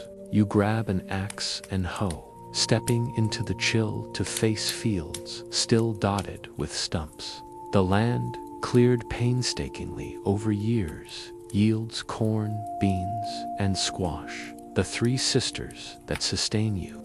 You plow with a wooden share, guiding an ox through rocky soil, your breath clouding in the cold. The work is backbreaking, each furrow a battle against the land's resistance. Your morning is spent, planting or weeding, your hands blistered from the hoe. Your wife and children join you, scattering seeds or pulling weeds, their labor as vital as yours. The colony's Puritan ethos shapes your life work is worship, idleness, a sin. You attend Sabbath meetings, but daily prayers at home, led by you, reinforce the community's strict moral code. You trade surplus corn with neighbors for nails or cloth, the barter system knitting your settlement together. The local militia, which you serve in, drills monthly, a reminder of threats from native tribes or rival colonies. The governor's laws loom large. You pay taxes in grain or labor, maintaining roads or bridges for the common good. Failure to comply risks fines or public shaming in the stocks. Your homestead is part of a larger grant, and you're expected to improve the land or lose it. Your wife spins wool and tends a garden of herbs and pumpkins, her preserves stretching your food through winter. The children, even the youngest, CHOP, wood or feed chickens, learning early that survival demands all hands. Religion is your anchor. You pause to thank God for a good yield, praying for protection from drought or raids. The meeting house, a plain wooden structure, is the heart of the community, where sermons warn of hellfire and divine judgment. As evening falls, you repair a fence, the forest's edge looming dark. Rumors spread of tensions with the Wampanoag, stirred by land disputes.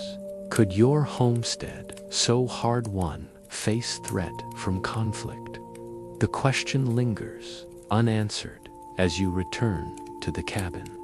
The fires glow a small comfort against the wilderness. Spring thaws the fields of your Massachusetts homestead around 1680 CE, and the air hums with the promise of planting. As a homesteader, your days are a grueling march of tasks, each one a step toward coaxing life from the stubborn New England soil. The log cabin, its chimney smoking, is a hub of activity. Wife churning butter, your children feeding livestock, the hired hand sharpening tools. The forest looms, but the community's shared labor and Puritan discipline keep your family anchored, even as whispers of conflict with native tribes grow louder. You rise early, eating hasty porridge before heading to the fields. The ox plods through muddy furrows as you sow corn and beans, your hands raw from the plow's wooden grip. The three sisters planting system, learned from native neighbors, maximizes your yield. Corn stalks support beans, squash shades the soil. Your wife follows, planting pumpkin seeds, while your children scare crows with sticks. The work is endless, but the colony depends on it. You trade surplus squash for a neighbor's eggs, the barter system, a lifeline in a cash-poor world. The Puritan community shapes your routine. Sabbath meetings, held in the Stark Meeting House, demand attendance, and you lead family prayers nightly. Reading from a worn Bible, the minister's sermons stress duty, warning against idleness or dissent. You've seen neighbors whipped for breaking Sabbath rules, a reminder of the colony's strict order. Yet, the community sustains you. You join a barn raising, hammering pegs alongside others, knowing they'll help when your roof leaks. Your wife's spinning wheel whirs, producing thread for trade, while your children learn to churn or mend fences, their small hands already calloused. The colony's demands are relentless. You owe labor for roads or militia drills, your musket cleaned and ready, taxes paid in corn or labor, fund the governor's projects, and you've heard of homesteaders losing land for falling short. The forest, ever present, hides both game and danger deer for your table, but also wolves, or worse, Wampanoag warriors angered by encroaching settlements. You've traded peacefully with them, bartering cloth for furs. But tensions simmer as more colonists arrive, claiming land. Evenings are for maintenance, sharpening the axe, salting pork, or teaching your eldest son to read scripture. Your wife preserves berries, her jars lining the cabin's shelves, a hedge against winter's hunger. The hired hand, a young man seeking his own plot, talks of moving west, where land is plentiful but risks are high. You hear of skirmishes in nearby settlements, native raids sparked by broken treaties. As you sit by the fire, mending a harness, the forest's silence feels heavy. Will peace hold, or will your homestead face the violence brewing beyond the trees? The question lingers, unanswered. As you bank the fire and settle into bed, autumn blankets your Massachusetts homestead around 1680 CE with golden leaves and the urgency of harvest. As a homesteader, your days peak with gathering corn, beans, and squash, racing against frost to secure your family's survival. The log cabin, warm with the hearth's glow, buzzes as your wife preserves food and your children stack firewood. The hired hand has left, seeking his own land, leaving you short-handed. The forest looms closer, and news of Wampanoag raids sparked by colonial expansion casts a shadow over your labor. You rise before dawn, chewing tough cornbread as you head to the fields. The ox pulls a cart as you cut corn stalks with a sickle, your wife and children piling beans and squash. The harvest is decent, thanks to the Three Sisters method, but taxes take a heavy toll grain for the governor, labor for roads. You store corn in a loft, potatoes in a root cellar, and smoke meat in the chimney, every ounce a hedge against winter. Her foresight, a quiet strength. The Puritan community binds you. You join neighbors to thresh grain, the rhythmic flail, a shared effort, and barter surplus corn for a neighbor's wool. Sabbath meetings, stern with warnings of divine wrath, offer solace, though you chafe at the minister's rules. The militia drills intensify. You clean your musket, knowing raids could strike. The Wampanoag, once trading partners, now view your settlement with distrust, their lands shrinking as more colonists arrive. You've avoided conflict, but the meeting house buzzes with talk of King Philip's War, a recent memory of bloodshed. Your children, growing fast, take on more. Your eldest son splits logs, your daughter spins wool. You teach them psalms and planting, hoping they'll thrive in this harsh land. The colony's demands never cease. Taxes, labor, militia, duty, yet the community's strength holds you. When a neighbor's barn burns, you help rebuild, knowing they'd do the same. Your wife, weary from churning, speaks of faith, her prayers a bulwark against fear. At night, you mend tools by firelight, the cabin's warmth a fragile shield. Against the wilderness, the harvest done, you reflect on your place in this new world. Your homestead, carved from forest, feeds a growing colony, but at a cost tensions with natives, the weight of Puritan rules. The raids subside for now, but peace feels tenuous. Will your children inherit a stable home, or will conflict consume it?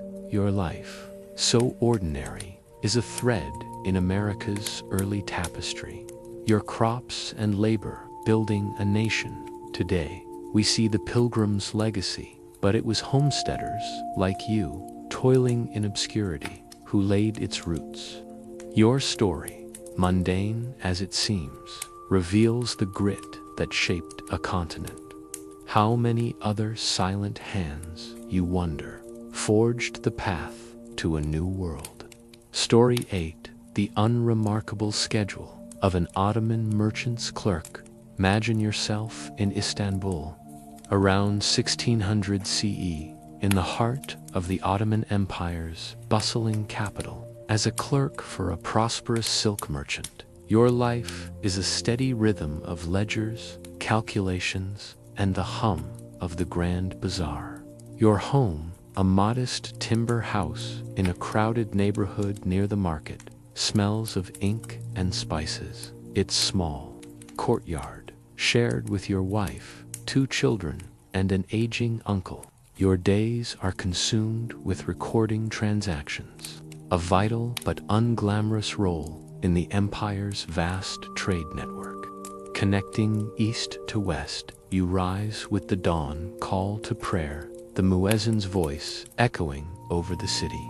Breakfast is simple flatbread, olives, and tea prepared by your wife as you don a cotton robe and turban. You walk through narrow streets, past mosques and hammams, to the merchant's shop in the bazaar. Your tools are a quill, inkpot, and a leather-bound ledger, where you track silk shipments from Bursa, spices from India, and dyes from Persia. The shop, fragrant with saffron and piled with shimmering fabrics, is a hub of commerce, but your work is in the back room, hunched over accounts.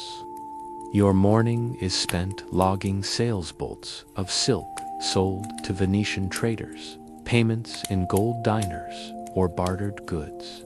Your merchant master, a shrewd man with a trimmed beard, relies on your precision to avoid losses. The numbers must balance. A mistake could cost your job or invite scrutiny from the Sultan's tax collectors. You write in Ottoman Turkish, your Arabic script neat but uncelebrated, a skill learned in a madrasa years ago. The bazaar buzzes outside merchants, haggling, porters hauling goods, but your world is quiet, focused, the scratch of quill on paper, your constant companion. The Ottoman system shapes your life. You pay taxes to the Sultan, a portion of your modest wages, and the merchant passes on his own dues, collected by officials who inspect the bazaar. The Guild of Silk Traders sets prices and standards, ensuring your master's shop thrives, but limiting your own prospects. You trade gossip with other clerks over tea, sharing news of ship arrivals or a new tax edict. Your wife manages the home, weaving rugs for extra coin, while your children run errands, learning the city's rhythm. Islam guides your day. Ramadan's fast looms, a test of discipline, but daily life is about balance: work, faith, family. As evening falls, you tally the day's accounts, the shop's lanterns casting shadows. Rumors spread of a new trade tax, stirring grumbles among merchants. Could it strain the bazaar's prosperity, or your master's patience with your work? The question lingers, unanswered, as you lock the ledger and head home. The city's minarets, silhouetted against the dusk, summer brings heat. To Istanbul, around 1600 CE, and the grand bazaar thrums with trade. As a clerk for a silk merchant, your days are a meticulous routine of inscribing ledgers, tracking the flow of goods across the Ottoman Empire. Your timber home, alive with your family's chatter, is a brief respite before you dive into the bazaar's chaos. The new trade tax has tightened margins, and your master's temper frays, making your precision more crucial. Your work, though repetitive, is the backbone of the shop's success, a quiet thread in the empire's vast commerce. You start with bread and cheese, your wife brewing tea as you prepare for the day. The walk to the shop winds through crowded alleys, the air thick with the scent of spices and leather. In the back room, you open the ledger, recording shipment silk from Bursa, saffron from the Levant. Your quill moves steadily, noting sales to a Persian caravan or a Genoese trader. Each entry a balance of diners, goods, or credit. Your master haggles out front, his voice rising, while you ensure every transaction is accurate, knowing errors could draw his ire or the guild's scrutiny. The bazaar is a web of connections. You share tea with a spice clerk, swapping news of delayed caravans or rising prices. Your wife's rugs, sold through a neighbor, bring extra coin, easing the tax burden. Your children, nimble in the market's maze, fetch ink or deliver messages, learning the trade's edges. The guild enforces strict rules, prices fixed, quality checked, and you help your master navigate inspections, presenting ledgers to officials who serve the Sultan. Taxes bite deeper now, and merchants whisper of smuggling to skirt the new edict. Islam shapes your rhythm. You join noon prayers at the mosque, the cool tiles a relief from the shop's heat. The imam speaks of charity, and you set aside a few coins for the poor, a duty ingrained since childhood. Ramadan nears, and you prepare for fasting, adjusting work to conserve energy. The bazaar's festivals, with music and sweets, lift spirits, but your focus remains on the ledger. Your master hints at cutting wages to offset taxes, and you hear of clerks in other shops dismissed for minor errors. Your son, eager to learn writing, watches you, but you wonder if this trade offers him a future. Evenings are spent balancing accounts, the shop quiet as merchants close up. Your wife, weaving late, speaks of rising costs, her rugs barely covering expenses. The city pulses with trade, but strange shows caravans arrive late, goods costlier. You hear of unrest in distant provinces, merchants protesting taxes. As you close the ledger, the lamplight flickering, you wonder, will the Sultan's demands choke the bazaar, or can your careful work keep the shop afloat? The question hangs, unresolved, as you walk home, the city's minarets aglow under the stars. Autumn cools Istanbul around 1600 CE, and the grand bazaar buzzes with traders preparing for winter. As a clerk for a silk merchant, your ledgers capture the city's pulse silk sales, spice shipments, debts owed. Your home, warmed by a small brazier, is a haven where your wife weaves and your children learn the market's ways. The new trade tax has squeezed profits, and your master's demands grow sharper, making your meticulous work a lifeline. Your life, so unremarkable, underpins the Ottoman Empire's trade, a quiet cog in a vast machine. You rise with the muezzin's call, eating flatbread and yogurt before heading to the shop. The bazaar is alive with color silk, bales, saffron, jars, but you retreat to the back room, quill in hand. You record a large sale to a French merchant, noting payments in silver ackee, and adjust for delayed caravans from Aleppo. Your master, tense from tax pressures, checks your ledger, his approval curt but vital. A single error could cost you, as the guild's inspectors now demand flawless records to justify the Sultan's dues. The neighborhood binds you. You share coffee with a carpet clerk, discussing rumors of pirate raids disrupting Red Sea trade. Your wife's rugs, sold through the bazaar, ease your family's strain, but taxes take more each month. Your son, learning to write, helps tally small transactions, his pride in mirroring you, a quiet joy. The guild's rules tighten new quotas for record keeping, and you work late to meet them. The Sultan's officials patrol, and you've seen merchants fined for shortfalls, their shops shuttered. Islam anchors your days. You pray at the mosque, finding solace in the rhythm of Salah, and give alms during Ramadan's end, sharing bread with the poor. Festivals bring music and halva, but the bazaar's tension overshadows them. Merchants hoard goods, fearing new taxes. Your master speaks of cutting costs, perhaps dismissing you for a cheaper apprentice. Your son dreams of clerking, but you see the trade's fragility. The empire's wealth, built on your ledgers, feels unsteady as trade routes falter. As winter nears, you balance the month's accounts, the shop's lanterns dimming. Your wife, weaving by lamplight, worries about rising prices. The city thrives, yet cracks show caravans dwindle, and provincial unrest grows. Your ledgers, precise and uncelebrated, hold the empire's trade together, linking Istanbul to distant markets. As you lock the shop, the Bosphorus glinting under moonlight, you wonder, will the Sultan's taxes break the bazaar, or can your steady hand preserve your family's place?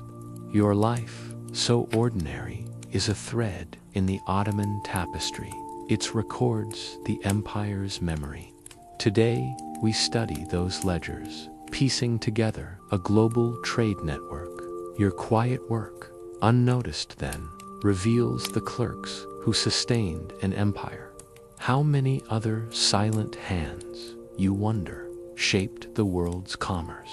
Story 9. The simple survival of a Paleolithic hunter-gatherer. Imagine yourself in the rolling grasslands of what is now southern France, around 20,000 BCE, during the Upper Paleolithic. As a hunter-gatherer, your life is a delicate dance with the rhythms of nature, shaped by the need to find food and shelter in a world of megafauna and ice. Your band, a close-knit group of 15 kin, lives in a temporary camp of hide tents near a river, its banks rich with flint and berries. Your days revolve around survival, each task hunting, foraging, crafting, vital to your group's endurance in a harsh, ever-changing landscape. You wake at dawn, the air sharp with frost, the tent's hides heavy with dew. Breakfast is left over, roasted hare shared with your mate and 2 children, warmed by a small fire of gathered wood. Clad in furs, deer and fox stitched with bone needles, you grab a flint-tipped spear and a woven basket, ready for the day's work. The band moves.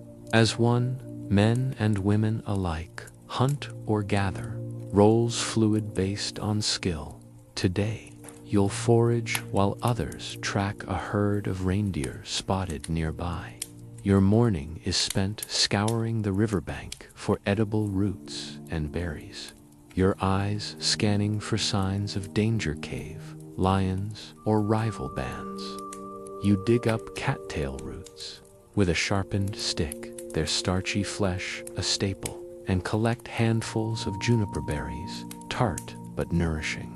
Your children trail you, learning to spot plants, their small hands clutching flint scrapers. The band's survival depends on sharing. Your finds are pooled with others, game or nuts, divided by the fire. You trade a flint blade with a cousin for a share of dried fish, strengthening bonds. The natural world is your guide. You read the stars for navigation, the wind for weather, and offer a small pile of berries to the spirits of the land, a ritual to ensure bounty. The band's elder, your mother, tells stories of the great mammoth hunts, teaching survival through lore. Tools are your lifeline. You knap flint into points, a skill honed over years, each strike precise to avoid wasting stone. The camp is temporary. Soon you'll follow the reindeer south, carrying tents and tools. As evening falls, you repair a torn hide by firelight, the camp alive with chatter and the scent of roasting meat. The stars gleam, but the elder speaks of colder winters coming, ice creeping closer. Will the reindeer migrate as expected, or will hunger stalk the band?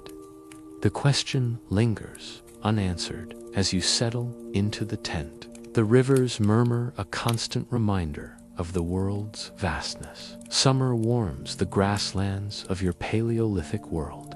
Around 20,000 BCE, and the river near your camp sparkles.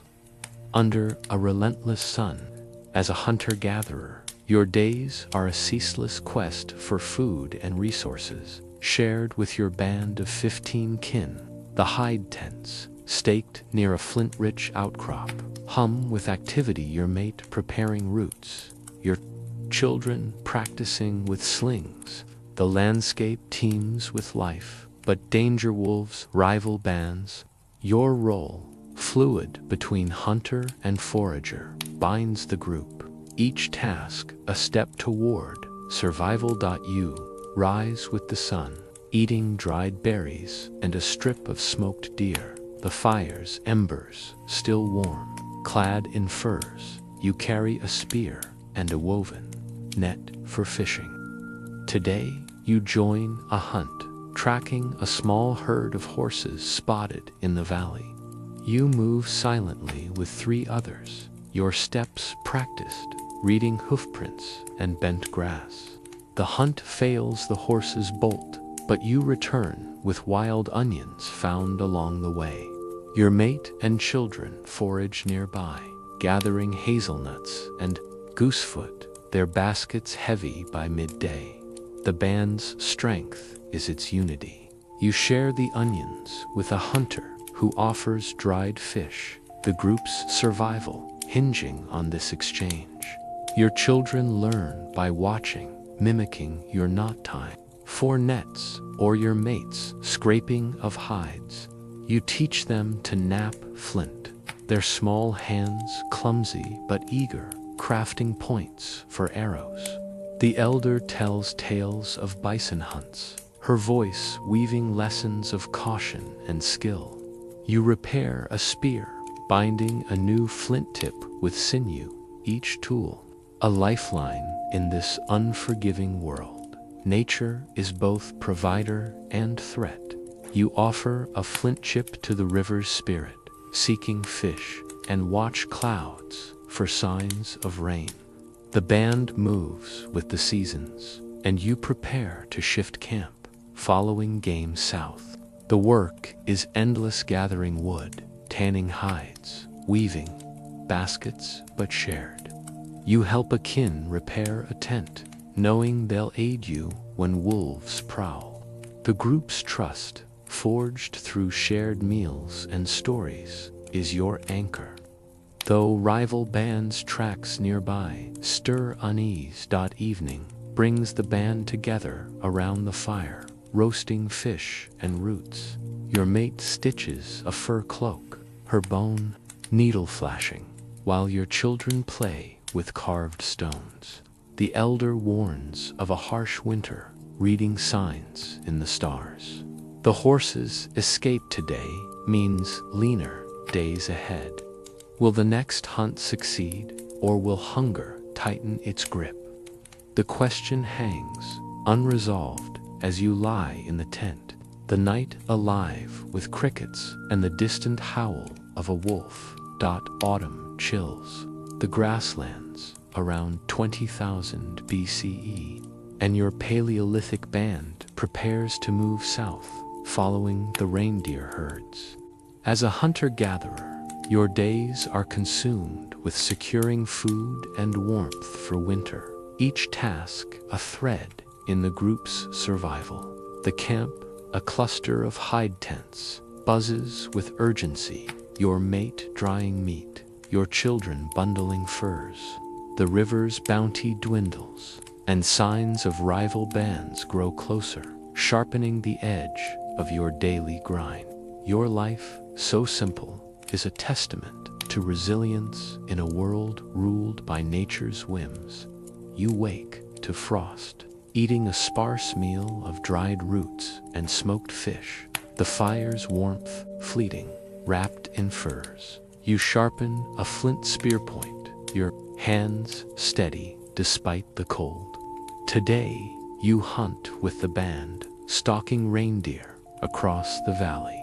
The chase is long, your breath sharp in the crisp air, but success comes. A young buck falls to your spears. You butcher it swiftly, sharing meat and hide, the band's unity a shield against scarcity.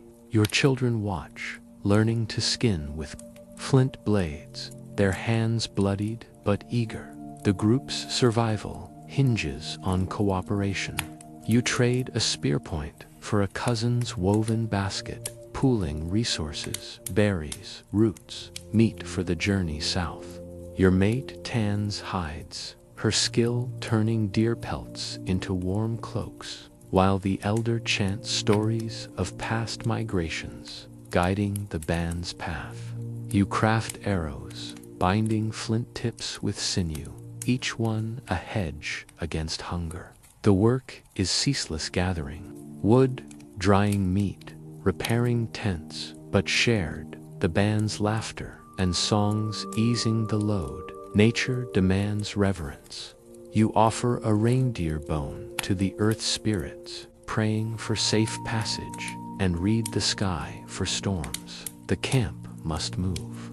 Soon, tracks of a rival band, spotted near the river, hint at competition for game.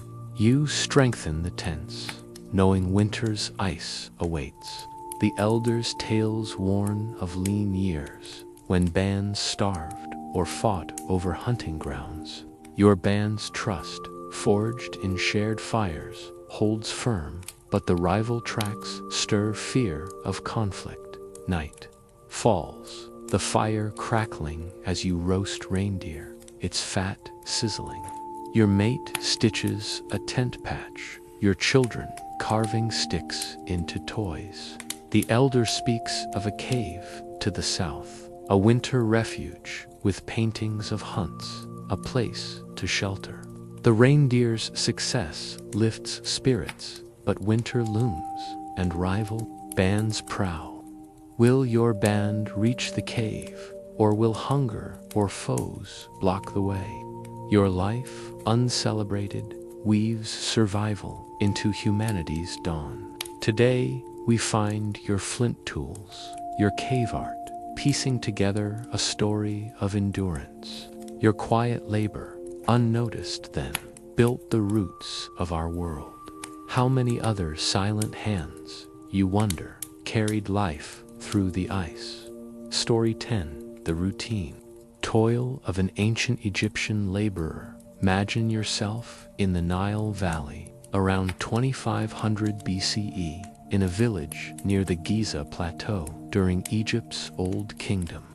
As a laborer working on the pharaoh's Great Pyramid, your home, a mudbrick hut with a reed roof, sits among others in a workers' settlement, its air thick with dust and the scent of baked bread. You live with your wife, 3 children, and an elderly mother. Your days driven by the monumental task of building for eternity. You wake before dawn, the Nile's cool breath drifting through the hut. Breakfast is flatbread, onions, and beer, brewed by your wife, who kneads dough as the children stir. Clad in a linen kilt, you grab a copper chisel and join the work gang, trudging to the pyramid site. The plateau buzzes with activity, thousands of laborers hauling limestone blocks, overseers barking orders. You quarry stone or drag sledges, your muscles straining under the sun. The blocks, massive and rough-hewn, are moved with ropes and sweat, a testament to collective effort for the pharaoh's divine tomb. Your morning is spent chiseling limestone, the clink of tools a constant rhythm. Your gang, part of a rotating labor system, works for months before returning to fields. The work is grueling but honorable. Building for the pharaoh ensures his journey to the afterlife, a duty to Met, the cosmic order. You share water and bread with fellow laborers, trading stories of harvests or floods. Your wife tends a small garden of lentils and leeks, her labor feeding the family, while your children fetch water or learn to weave baskets. The pharaoh's state organizes your life. You're paid in grain, beer, and cloth, stored in communal granaries, but taxes claim a share. Overseers, loyal to the vizier, ensure quotas are met, their whips a rare but real threat. The village thrives on cooperation. You help a neighbor repair a wall, knowing they'll share fish when the Nile floods. Religion shapes your day. You offer a fig to Amun-Ra, praying for strength, and join chants at a small shrine, the gods ever present in your toil. As evening falls, you return home, dust-caked and weary, to a meal of lentils and beer. The pyramid looms on the horizon, its growing form a symbol of eternity. Rumors spread of a new labor draft, pulling more men from the fields. Will the Nile's flood be generous, or will your family struggle without you? The question lingers, unanswered, as you settle onto a reed mat. The night air alive with the croak of frogs. The Nile's flood season begins around 2500 BCE, turning the fields near Giza into a shimmering expanse. As an Egyptian laborer, your work shifts from the pyramid to the fields, where you farm for your village and the pharaoh. The pyramid, half-built, looms as a reminder of your labor's purpose, but the flood brings respite and new tasks. Your life, tethered to the river's cycle, balances survival with the demands of a divine king. You rise with the sun, eating bread and dried fish, then head to the fields. The Nile's silt, rich and black, coats the land, and you sow emmer, wheat, and barley with a wooden hoe. Your wife and children follow, planting flax for linen, their hands muddy but swift. The work is lighter than hauling stone, but the crops feed the village and fill the pharaoh's granaries. You clear irrigation channels, guiding water to parched plots, a task shared with neighbors. The village thrives on this unity, trading fish for onions or helping mend a broken dam. The pharaoh's reach is ever present. Overseers visit, tallying your yield for taxes, ensuring the state's storehouses grow. You're paid in grain and beer, but much goes to the temple or pyramid workers still toiling. The labor draft pulls you back to Giza occasionally, dragging limestone or smoothing blocks, your body aching under the overseer's gaze. Your wife's brewing and weaving beer and linen for tradies the strain, but taxes bite deep. Your children learning to fish or sew, carry the family's hopes. Their labor, already essential, religion weaves through your day. You offer wheat to Osiris, god of fertility, praying for a bountiful harvest. The village shrine, adorned with lotus carvings, hosts chants for the Nile's generosity. Festivals to Hapi, the river god, bring music and bread, but work resumes quickly. The community's strength lies in its bonds. You share tools with a neighbor, knowing they'll offer grain when your stores run low. Yet, rumors of a weak flood next year stir worry, as do tales of unrest in distant villages, where laborers resist the drought. Evening finds you repairing a hoe by lamplight, your wife kneading dough nearby. The children sleep, exhausted from carrying water. The pyramid's silhouette fades into dusk, a monument to the pharaoh's eternity and your toil. The flood's success promises food, but the labor drought looms, threatening to pull you from the fields. Will the Nile sustain your family, or will the pharaoh's demands outstrip its gifts? The question hangs unresolved as you lie down. The river's lapping a constant in the quiet night. The dry season settles over the Nile Valley around 2500 BCE, and the Giza Plateau hums with the clamor of pyramid construction. As an Egyptian laborer, your days are consumed with hauling stone, your body worn but driven by duty to the pharaoh and the gods. Your mudbrick hut, alive with your family's work, holds the fruits of the flood's harvest: wheat, barley, and dried fish. The labor drought keeps you at the pyramid, far from your fields, and whispers of a poor flood next year tighten your chest. Your life, so ordinary, is a cornerstone of Egypt's eternal monuments. You wake to a breakfast of beer and bread, your wife's hands busy preserving lentils. Clad in a kilt, you join your gang at the pyramid, dragging limestone blocks up ramps. Slick with mud, the sun burns, your shoulders ache, but the overseer's commands keep you moving. Each block, quarried from your efforts, builds the pharaoh's tomb, a bridge to the afterlife. You share beer with laborers, their talk of home mingling with complaints of short rations. Your wife's garden and brewing sustain your family, her linen traded for onions when you're away. The village binds you. You help a neighbor rebuild a wall, sharing fish in return. The community's strength, a bulwark against hardship.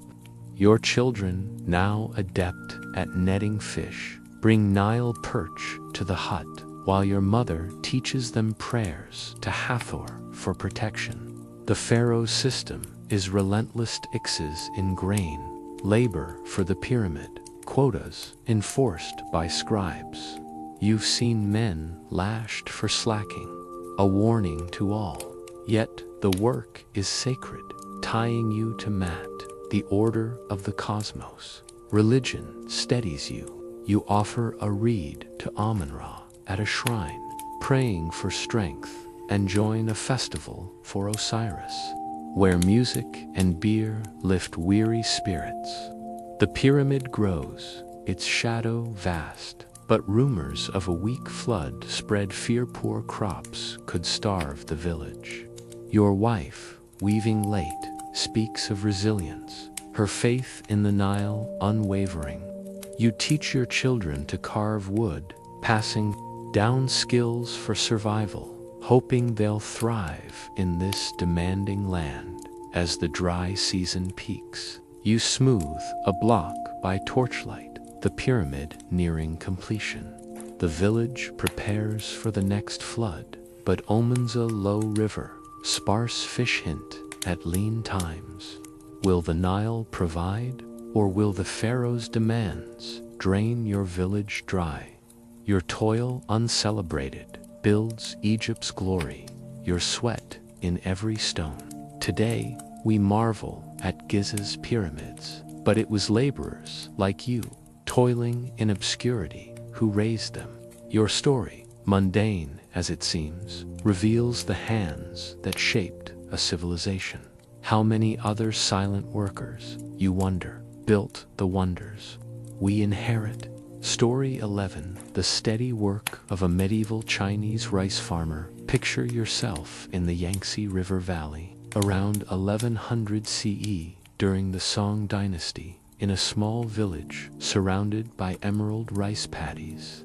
As a rice farmer, your life is tied to the land's rhythms, coaxing crops from flooded fields to feed your family and the emperor's realm. Your home, a bamboo and mud house with a tiled roof, sits near a canal, its air heavy with the scent of wet earth and cooking millet. You live with your wife, 2 children, and aging parents, your days a cycle of planting, tending, and harvesting under the empire's watchful eye. You wake at dawn, the mist clinging to the paddies. Breakfast is congee with pickled vegetables, prepared by your wife as you sharpen a wooden hoe. Clad in a straw hat and coarse hemp tunic, you head to the fields, ankle deep in water, to check the rice seedlings, the paddies carved by your ancestors. Rely on canals fed by the river, their water managed through communal labor. You weed the rows, your hands muddy, ensuring the young rice thrives. The work is repetitive, but vital rice feeds the village and fills the emperor's granaries. Your morning is spent clearing irrigation ditches, a task shared with neighbors. The village operates as a unit, each family contributing to canal maintenance or pest control, bound by tradition and necessity. You trade rice for a neighbor's fish, strengthening ties, while your wife tends mulberry trees for silkworms, her silk a small income. Your children, hauling water or chasing birds from the fields, learn the land's demands early. The Song state looms, large tax collectors, sent by the magistrate, demand grain, and you store surplus in clay jars, hoping it's enough. Confucian values and folk beliefs shape your day.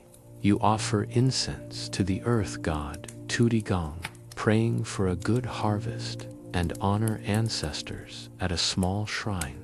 The village headman organizes labor, ensuring fields are ready before the rains. You've heard of new rice strains from the south, promising bigger yields, but adopting them risks debt. As evening falls, you repair a hoe by lamplight, the paddies quiet, save for frogs. Rumors of a heavier tax quota spread, stirring unease. Will the harvest meet the emperor's demands, or will your family go hungry? The question lingers, unanswered, as you settle onto a mat. The canals murmur a steady backdrop. Summer blankets the Yangtze Valley, around 1100 CE, and the rice paddies shimmer under a fierce sun. As a Song dynasty rice farmer, your days are consumed with nurturing crops, your life a balance of toil and hope for a bountiful harvest. Your bamboo and mud home buzzes with activity, your wife spinning silk, your children guarding fields from birds. The emperor's tax collectors press harder, and whispers of drought in nearby provinces unsettle the village. Your work, steady and uncelebrated, feeds both your family and the empire's vast cities. You rise early, eating congee and dried fish, then head to the paddies with a hoe and straw basket. The rice, now knee-high, demands constant care. You weed meticulously, pulling water grasses that choke the stalks. The canals, vital for flooding the fields, need clearing, and you join neighbors to dredge silt, sweat mixing with laughter over shared labor. Your wife plants beans near the paddies, her harvest a hedge against lean times, while your children scare sparrows with clattering sticks, their shouts echoing across the fields. The village thrives on cooperation. You share a plow with a neighbor, trading rice for their firewood, a bond sealed by years of mutual aid. Your parents, too old to work, teach your children songs of planting and harvest, passing down wisdom. The song states, "Shadow is heavy tax collectors, tally your yield, demanding grain for the capital, kaifeng." You store rice in jars, praying it satisfies the quota, but the magistrate's new tax hike cuts deeper. Your wife's silk, traded at the market, buys salt, but much goes to taxes. Confucian duty and folk rituals guide you. You burn incense for Tutigong, seeking fertile fields, and join a festival for the Dragon King, praying for rain. The village shrine, adorned with rice offerings, hums with chants, but drought rumors linger. You've adopted a new rice strain, its yield promising but untested, a risk taken for survival. The headman warns of stricter inspections, and you've heard of farmers punished for hiding grain. Yet, the village's unity shared tools, shared meals holds firm against the empire's demands. Evening brings you to the paddy's edge, repairing a canal gate as the sun sets. Your wife spinning silk by lamplight. The paddies, green and alive, are your legacy, but drought looms and taxes tighten. Rains come, or will the emperor's quotas drain your stores? The question hangs, unresolved, as you lie down. The night air, thick with the scent of rice and the hum of insects. Autumn paints the Yangtze Valley gold. Around 1100 CE, and the rice paddies ripen under a cooling sky. As a Song Dynasty rice farmer, your days peak with the harvest, a race to gather grain before frost or flood. Your bamboo and mud homes with urgency, your wife drying rice, your children bundling stalks. The emperor's tax collectors hover, their quotas heavier, and drought rumors persist, casting a shadow over your toil. Your life, so steady, feeds a dynasty. Your fields, the empire's lifeblood. You rise at dawn, eating congee and salted fish, then head to the paddies with a sickle. The rice, heavy with grain, sways as you cut stalks, your wife and children stacking them to dry. The harvest is strong, thanks to the new rice strain, but taxes claim much. You fill jars for the magistrate, leaving just enough for your family. You thresh grain with neighbors, the rhythmic beat, a shared effort, and trade rice for a neighbor's oil. The village's bonds a shield against hardship. The song states, grip tightens. Tax collectors, escorted by guards, inspect your stores, their tallies unyielding. You've heard of farmers flogged for shortfalls, a warning to all. Your wife's silk, woven with care, fetches coins at the market, but taxes take most. Your children, now skilled at harvesting, carry baskets, their laughter a fleeting joy. Your parents tell tales of past famines, urging caution, while you teach your son to mend canals, ensuring the fields endure. Rituals sustain you. You offer rice to Tutigong at the village shrine, praying for next year's yield, and join a harvest festival where drums and rice wine lift spirits. Confucian duty drives you, honoring family and emperor, but drought signs like sparse canal water stir fear. The village unites, sharing plows and meals, but whispers of rebellion in distant regions unsettle you. Some farmers hide grain, risking the magistrate's wrath, but you comply, fearing for your land. As the harvest ends, you repair a plow by lantern light, your wife spinning silk nearby.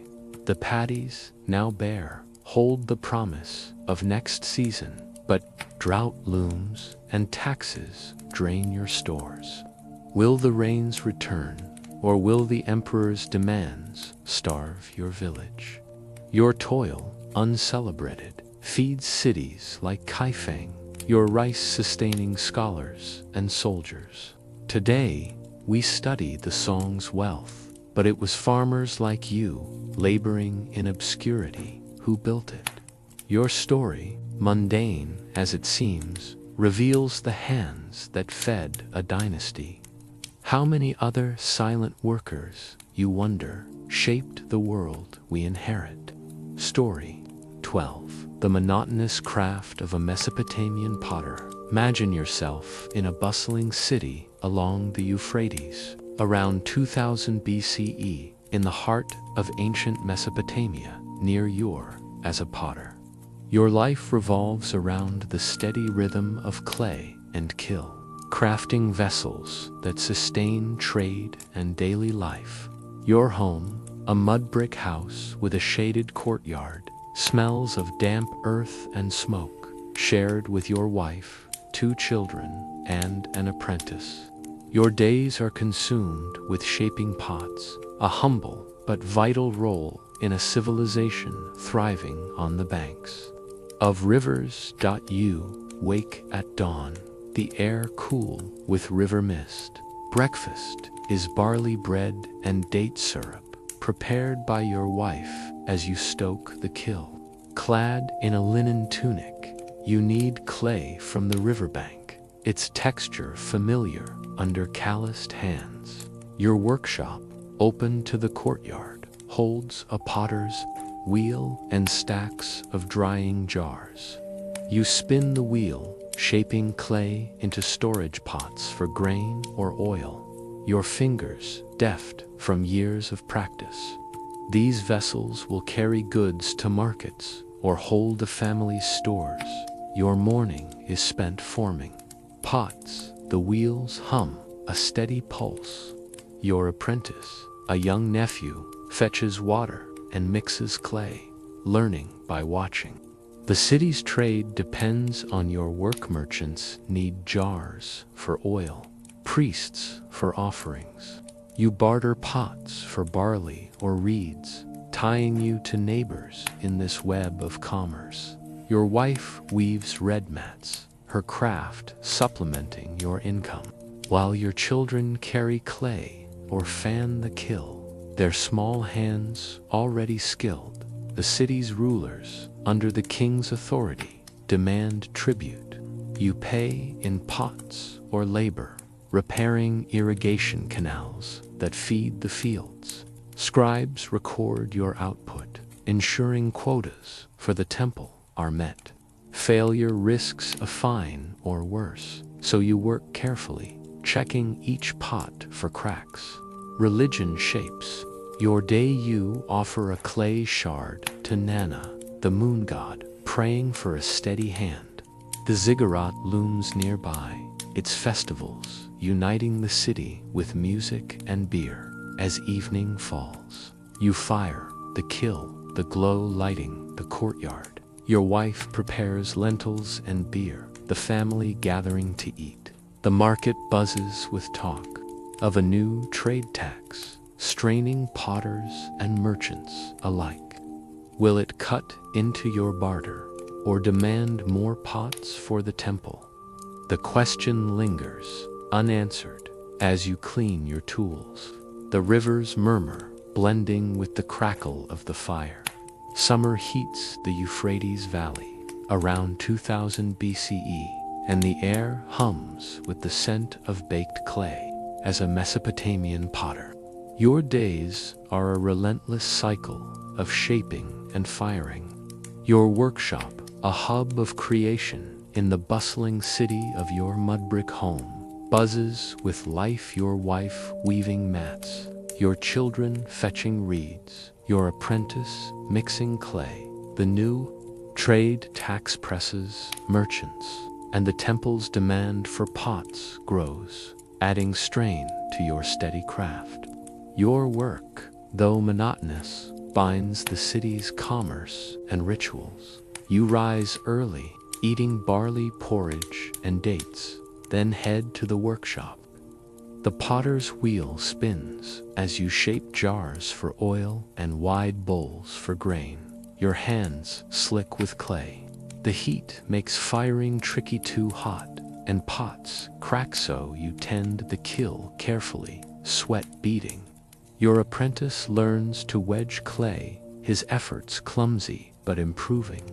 Your pots supply the market, where traders barter them for wool or fish, and the temple, where priests use them for offerings, tying your craft to the gods. The city thrives on interdependence. You trade pots for a neighbor's beer, share reeds with a basket weaver, and teach your children to stack kindling for the kiln. Your wife's mats, sold at the market, ease the tax burden, but scribes tally your output, ensuring the king's share. The temple's quotas loom, and you've heard of potters fined for flawed wares. You check each vessel, knowing a crack could cost you. The community's bonds, shared meals, shared labor sustain you, but whispers of unrest over taxes grow louder. Religion anchors your routine. You offer a small pot to Inanna, goddess of fertility, praying for steady hands and fertile fields that supply your clay. The ziggurat's festivals, with drums and barley beer, lift spirits, but work resumes. Swiftly, the market buzzes with talk of delayed caravans, raising the cost of dyes for painted pots. Your apprentice dreams of his own kiln, but the guild's rules make it costly. You guide him, hoping he'll carry the craft forward, though the city's demands test your patience. Evening finds you firing the kiln, the courtyard glowing red. Your wife, weaving by lamplight, speaks of rising prices, her mats barely covering costs. The river's flow, vital for clay, weakens, hinting at drought. Will the temple's quotas ease, or will taxes choke your trade? The question hangs, unresolved. As you bank the fire, the city's hum fading into night. The Euphrates, a steady whisper. Autumn cools the Euphrates Valley. Around 2000 BCE, and yours markets bustle with the harvest's bounty. As a Mesopotamian potter, your days peak with crafting pots for storage, your kiln firing day and night. Your mudbrick home hums, your wife drying dates, your children stacking clay, your apprentice shaping his first jars. The temple's quotas tighten and drought, signs a low river threaten clay supplies. Your craft, so monotonous, is the city's pulse, your pots holding its grain and oil. A quiet thread in Mesopotamia's story. You rise with the sun, eating bread and figs, then stoke the kiln. The potter's wheel spins as you form tall jars, their curves perfected by years of skill. You paint some with ochre, a nod to wealthier buyers, while your apprentice fires simpler pots, his hands steadier now. The market demands your wares, merchants store barley, priests offer wine to Nana. You barter pots for lentils, but the temple claims many, scribes tallying each one. A cracked jar could mean a fine, so you inspect each carefully. The city binds you. You share clay with a neighbor, trade pots for their fish, and help repair a canal, knowing the river feeds both fields and your craft. Your wife's mats sell well, But taxes take more. The king's palace ever hungry.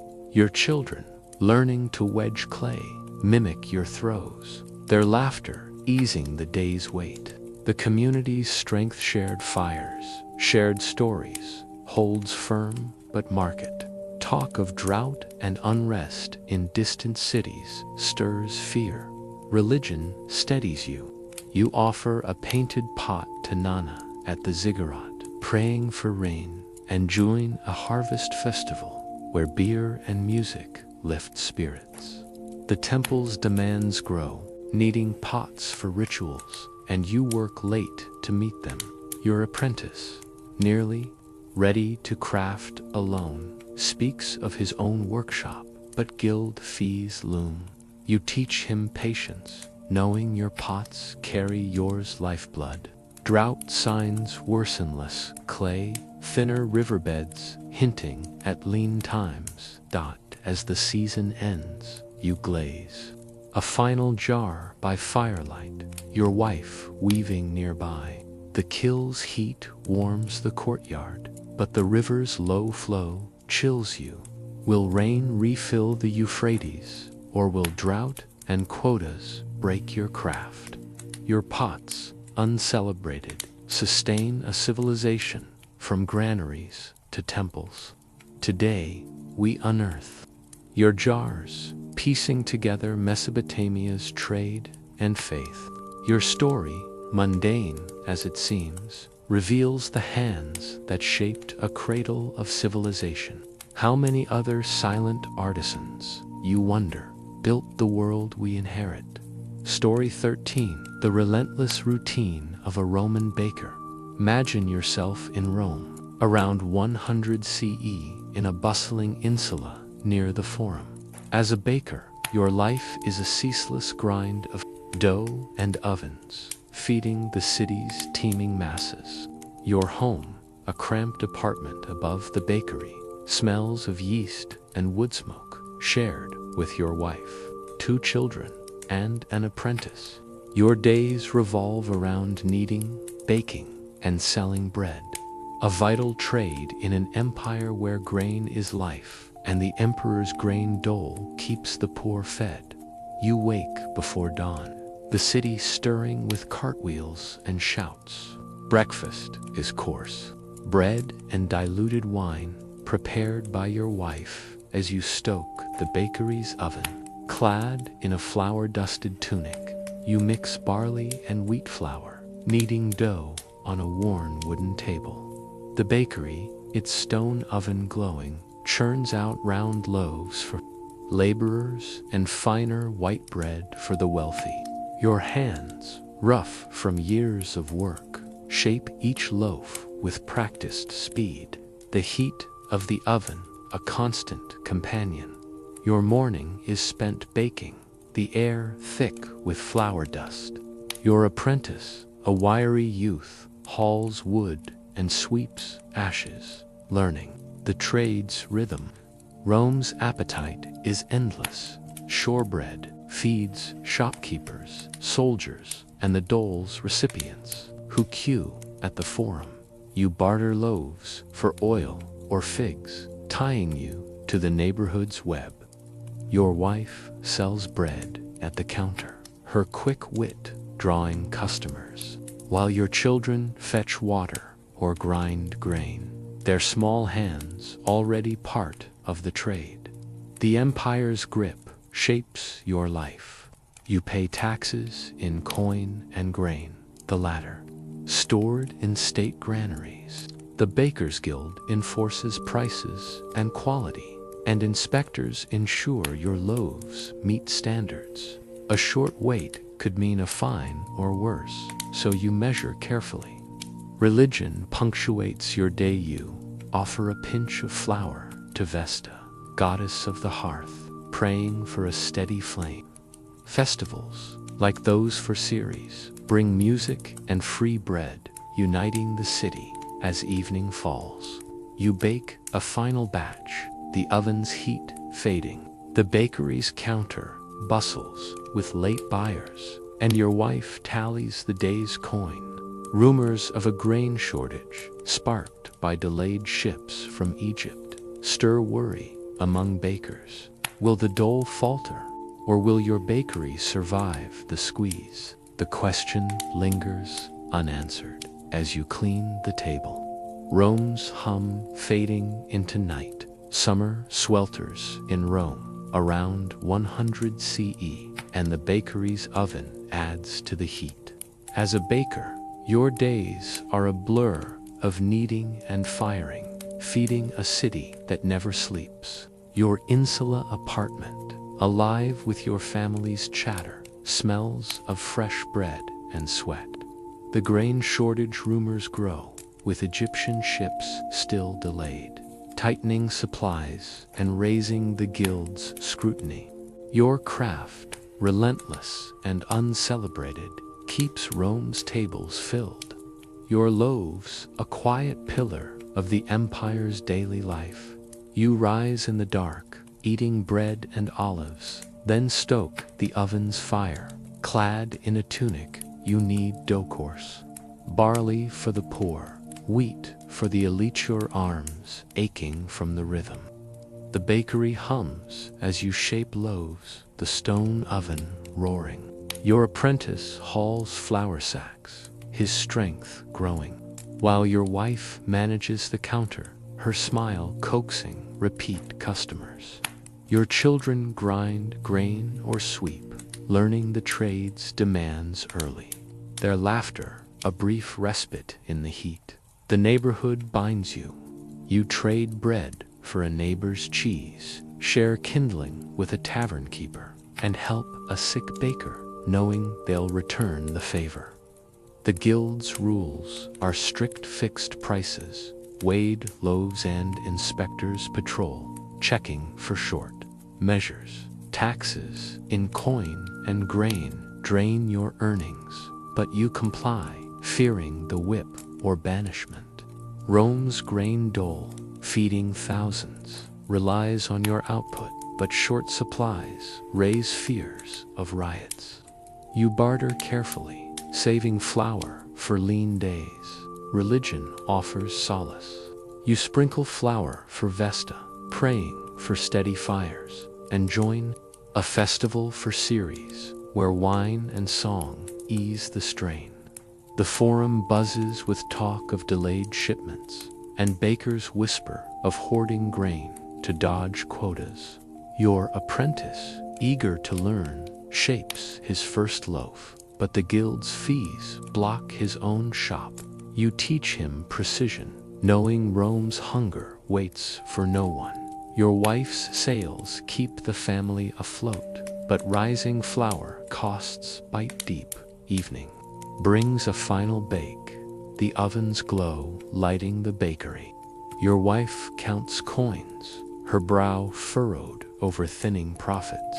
The city's pulse quickens, merchants grumble, crowds grow restless. Will the ships arrive, or will shortages spark chaos? The question hangs unresolved as you scrub the table, the scent of bread lingering.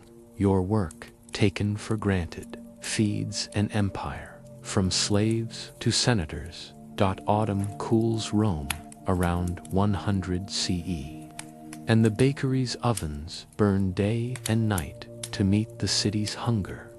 As a baker, your life is a relentless cycle of dough and fire, your loaves sustaining Rome's sprawling population. Your insula home hums your wife, tallying coins, your children hauling wood, your apprentice kneading dough. The grain shortage worsens, Egyptian ships scarce, and the guild demands more loaves for the dole. Your craft, uncelebrated, is Rome's heartbeat, your bread, a lifeline in a tense city. You rise before dawn, eating stale bread and cheese, then fire the oven. In a tunic, you mix flour scarce and costly now with water, shaping loaves for the doles, crowds, and patricians' tables. Your apprentice, nearly skilled, bakes alongside you, his loaves improving. Your wife sells at the counter, her quick hands keeping pace with buyers.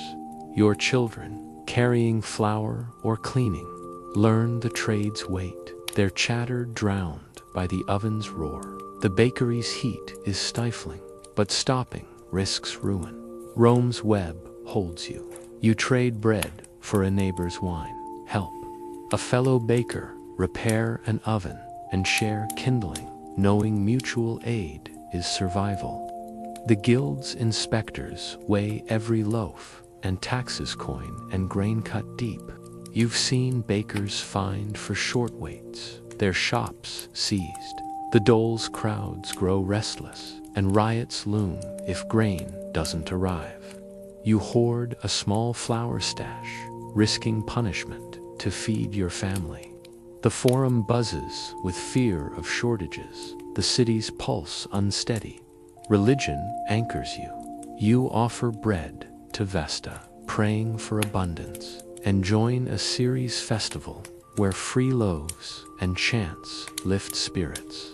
Your apprentice dreams of his own bakery, but guild fees and scarce grain dim his hopes. You teach him to knead evenly, knowing your craft feeds Rome's soul. Your wife, counting thinning coins, speaks of faith in the gods. The neighborhood's bonds shared meals, shared fears, keep you steady. But whispers of unrest grow louder. As winter nears, you bake by lamplight, the oven's glow warming the bakery. Your wife mends a tunic, worrying over rising costs. The grain ships arrive, easing fears, but the dole's demand grows. Will Rome stabilize, or will hunger spark revolt? Your loaves, humble and vital, feed an empire from plebs to senators. Today, we unearth your ovens, piecing together Rome's daily bread. Your story, mundane as it seems, reveals the hands that sustained a civilization. How many other silent bakers, you wonder, fed the world we inherit? Story 14, the humble labor of an Indus Valley weaver. Picture yourself in Mohenjo-Daro, around 2500 BCE, in the heart of the Indus Valley civilization. As a weaver, your life is a steady rhythm of spinning and weaving, crafting cotton cloth for trade and daily use. Your home, a mudbrick house with a flat roof, sits in a grid-like neighborhood, near the city's great bath, its air thick with the scent of cotton and clay. You live with your wife, 3 children, and an elderly aunt. Your days consumed with creating textiles that bind your community to distant markets. You wake at dawn, the city stirring with the clink of pottery and chatter of traders. Breakfast is barley flatbread and dates, prepared by your wife as you prepare your loom. Clad in a cotton wrap, you spin raw cotton into thread using a spindle whorl, your fingers deft from years of practice. Your loom, a simple wooden frame in the courtyard, hums as you weave cloth plain for locals, dyed for merchants. Your textiles, soft and durable, are prized in markets as far as Mesopotamia. Your morning is spent weaving, the shuttle's rhythm soothing. Your apprentice, a young cousin, spins thread, learning by watching your hands. The city thrives on your cloth merchants, traded for beads, farmers for grain. You barter a length of cotton for a neighbor's oil, weaving your family into the community's web. Your wife dyes cloth with indigo, her skill adding value, while your children card cotton, their small hands already part of the trade. The city's order shapes your life. Scribes record your output for the market, ensuring fairness in trade. A poorly woven piece could harm your reputation, so you check each bolt carefully. Religion is woven into your day, you offer a thread to the mother goddess, her terracotta figurines in every home, praying for steady hands. Festivals with music and shared meals unite the city as evening falls. You finish a bolt of cloth, the courtyard dimming. Your wife prepares lentils and bread, the family gathering to eat. Rumors of a weaker monsoon stir worry-less cotton. Could strain trade? Will the rains return, or will your loom fall silent? The question lingers, unanswered, as you clean your spindle. The city's hum, fading into the cool night. Summer brings heat to Mohenjo-Daro around 2500 BCE, and the air hums with the scent of cotton and river water. As an Indus Valley weaver, your days are a steady dance of spindle and loom, crafting cloth that fuels trade across vast networks. Your mudbrick home buzzes your wife, grinding grain, your children sorting cotton, your apprentice threading the loom. The weaker monsoon rumors grow, threatening cotton crops, and merchants press for more cloth. Your work, humble and repetitive, binds the city to distant lands. You rise early, eating flatbread and curd, then settle in the courtyard. Clad in a cotton wrap, you spin thread, the spindle whirl, twirling smoothly. The loom clacks as you weave bolts of clothfin for traders, coarse for farmers. Your apprentice, improving daily, prepares warp threads, his focus sharpening. Your cloth supplies the market, bartered for shells or copper, and reaches Mesopotamia, where it's prized. Your wife's indigo-dyed fabrics, vibrant and sought after, ease the strain of taxes, her skill a quiet pride. The city's web holds you. You trade cloth for a potter's jar, share reeds with a basket maker, and help clean a drainage channel, knowing it protects the fields. Your children, carding cotton, learn the trade's rhythm, their chatter mixing with the loom's hum. Taxes, paid in cloth, fund the city's granaries, and scribes tally your output, their seals ensuring fair trade. A flawed bolt could tarnish your name, so you inspect each weave, the community's trust your currency. Religion steadies your day. You offer cotton to the mother goddess, her figurine watching from a niche, praying for rain and skill. Festivals at the Great Bath, with music and offerings, lift spirits, but work resumes swiftly. Merchants grumble about delayed caravans, and cotton shortages loom. Your apprentice dreams of his own loom, but trade rules are strict. You teach him patience, knowing your cloth carries the city's wealth. Your wife, dying late, worries over thinning cotton. Supplies. Evening finds you weaving a final bolt, the courtyard lit by an oil lamp. Your wife prepares barley stew, the family eating together. The market's pulse slows, but drought fears growless. Rain could choke the fields. Will the monsoon return, or will trade falter, leaving your loom idle? The question hangs, unresolved. As you clean the loom, the city's quiet pierced by a distant flute.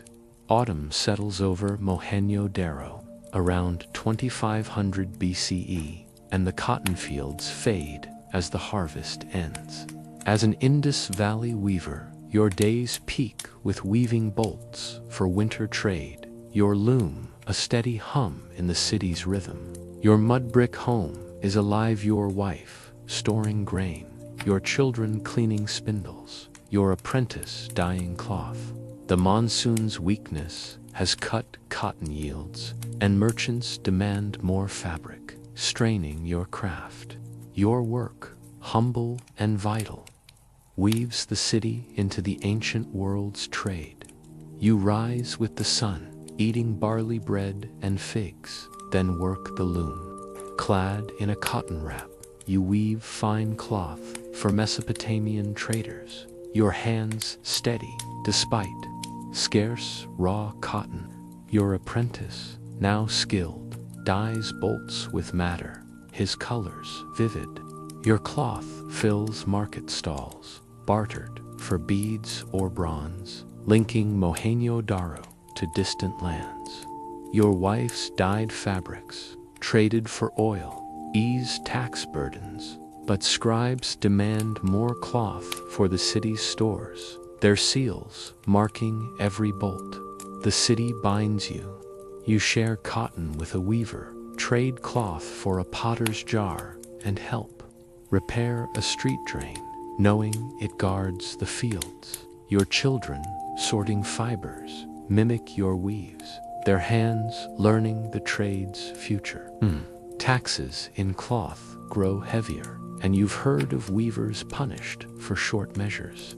The community's strength shared meals, shared tools holds firm, but drought fears linger. The rivers flow thinning. Your aunt's stories of past floods guide your hopes. Religion anchors you.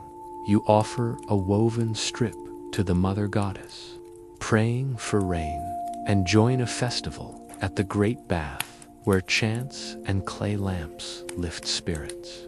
Your apprentice, ready for his own loom, faces steep trade fees.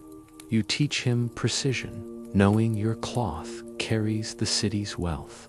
Market talk of delayed caravans and low cotton stores grows dire. Your wife, dying by lamplight, fears.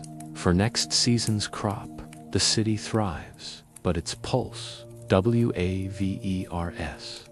As winter nears, you finish a bolt by firelight, the courtyard quiet. Your wife prepares lentil stew, worrying over scarce cotton. Will the rains return, or will drought silence your loom? Your cloth, uncelebrated clothes, a civilization from farmers to far-off kings. Today, we uncover your threads in ancient ruins, piecing together a trade network. Your story, mundane as it seems, reveals the hands that wove a culture. How many other silent weavers, you wonder, shaped the world we inherit? Story 15, the quiet toil of a Mayan maze. Farmer, imagine yourself in a lush lowland village near Tikal, around 700 CE, in the heart of the Mayan world. As a maize farmer, your life is bound to the cycles of rain and soil, coaxing crops from the jungle to feed your kin and honor the gods. Your home, a thatched Watalandob hut, sits among milpas, its air heavy with the scent of maize and smoke. You live with your wife, 2 children, and an elderly father, your days filled with sowing, tending, and harvesting, a humble role. In a civilization of towering pyramids, you wake at dawn, the jungle alive with bird calls. Breakfast is maize porridge and tamales, prepared by your wife as you sharpen a digging stick.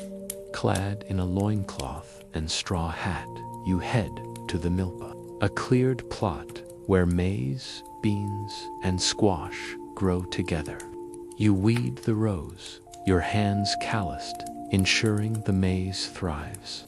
The milpa, tended by your ancestors, relies on /anburn. Its fertility, a gift from the rain god Chalk, whose favor you seek. Your morning is spent planting beans, their vines climbing maize stalks, a method passed down for generations. Your children, carrying water, learn the milpa's rhythms, while your wife grinds maize for tortillas, her metate scraping steadily. The village thrives on shared labor. You help a neighbor clear a plot, trading maize for their cacao. Your crops feed the family and the city's priests, who demand tribute for rituals. A poor yield could anger the gods or the nobles, so you work with care. The Mayan world shapes your life. You pay taxes in maize or labor, building roads or temple steps. Your efforts recorded by scribes. The village headman organizes planting, ensuring the milpa's bounty reaches Tickle's markets. Religion guides you. You offer maize kernels to chalk, praying for rain, and join village rites with incense and chants. Festivals, with drums and cacao drinks, unite the community. As evening falls, you repair a digging stick, the milpa, quiet. Rumors of a drier season stir, worry less rain could starve the crops. Will chalk provide, or will hunger loom? The question lingers, unanswered, as you rest. The jungles hum surrounding you. Summer brings heavy rains to the Mayan lowlands. Around 700 CE, and your milpa near Tickle thrives under the deluge. As a maize farmer, your days are a steady toil of tending crops, your life tied to the jungle's pulse and the god's will. Your thatched hut hums, your wife roasting maize, your children chasing pests, your father weaving baskets. The drier season rumors persist, and priests demand more maize for rituals, adding pressure to your labor. Your work, quiet and essential, feeds a civilization of stone cities. You rise early, eating tamales and cacao, then head to the milpa with a digging stick. Clad in a loincloth, you check maize stalks, their leaves glistening with rain. You clear weeds and shore up soil around roots, ensuring the crop survives the wet season. Your wife plants squash, its broad leaves shielding beans, while your children scare birds with slings, their shouts echoing the milpa's bounty. Maize, beans, squashes stains your family and Tickle's markets. But nobles expect tribute, their scribes ever watchful. The village binds you. You trade maize for a neighbor's honey, help clear a new milpa, and share seeds, knowing mutual aid ensures survival. Your father's baskets, traded for salt, ease tax burdens, but the priest's demands grow. You've heard of farmers punished for short tribute, their fields seized.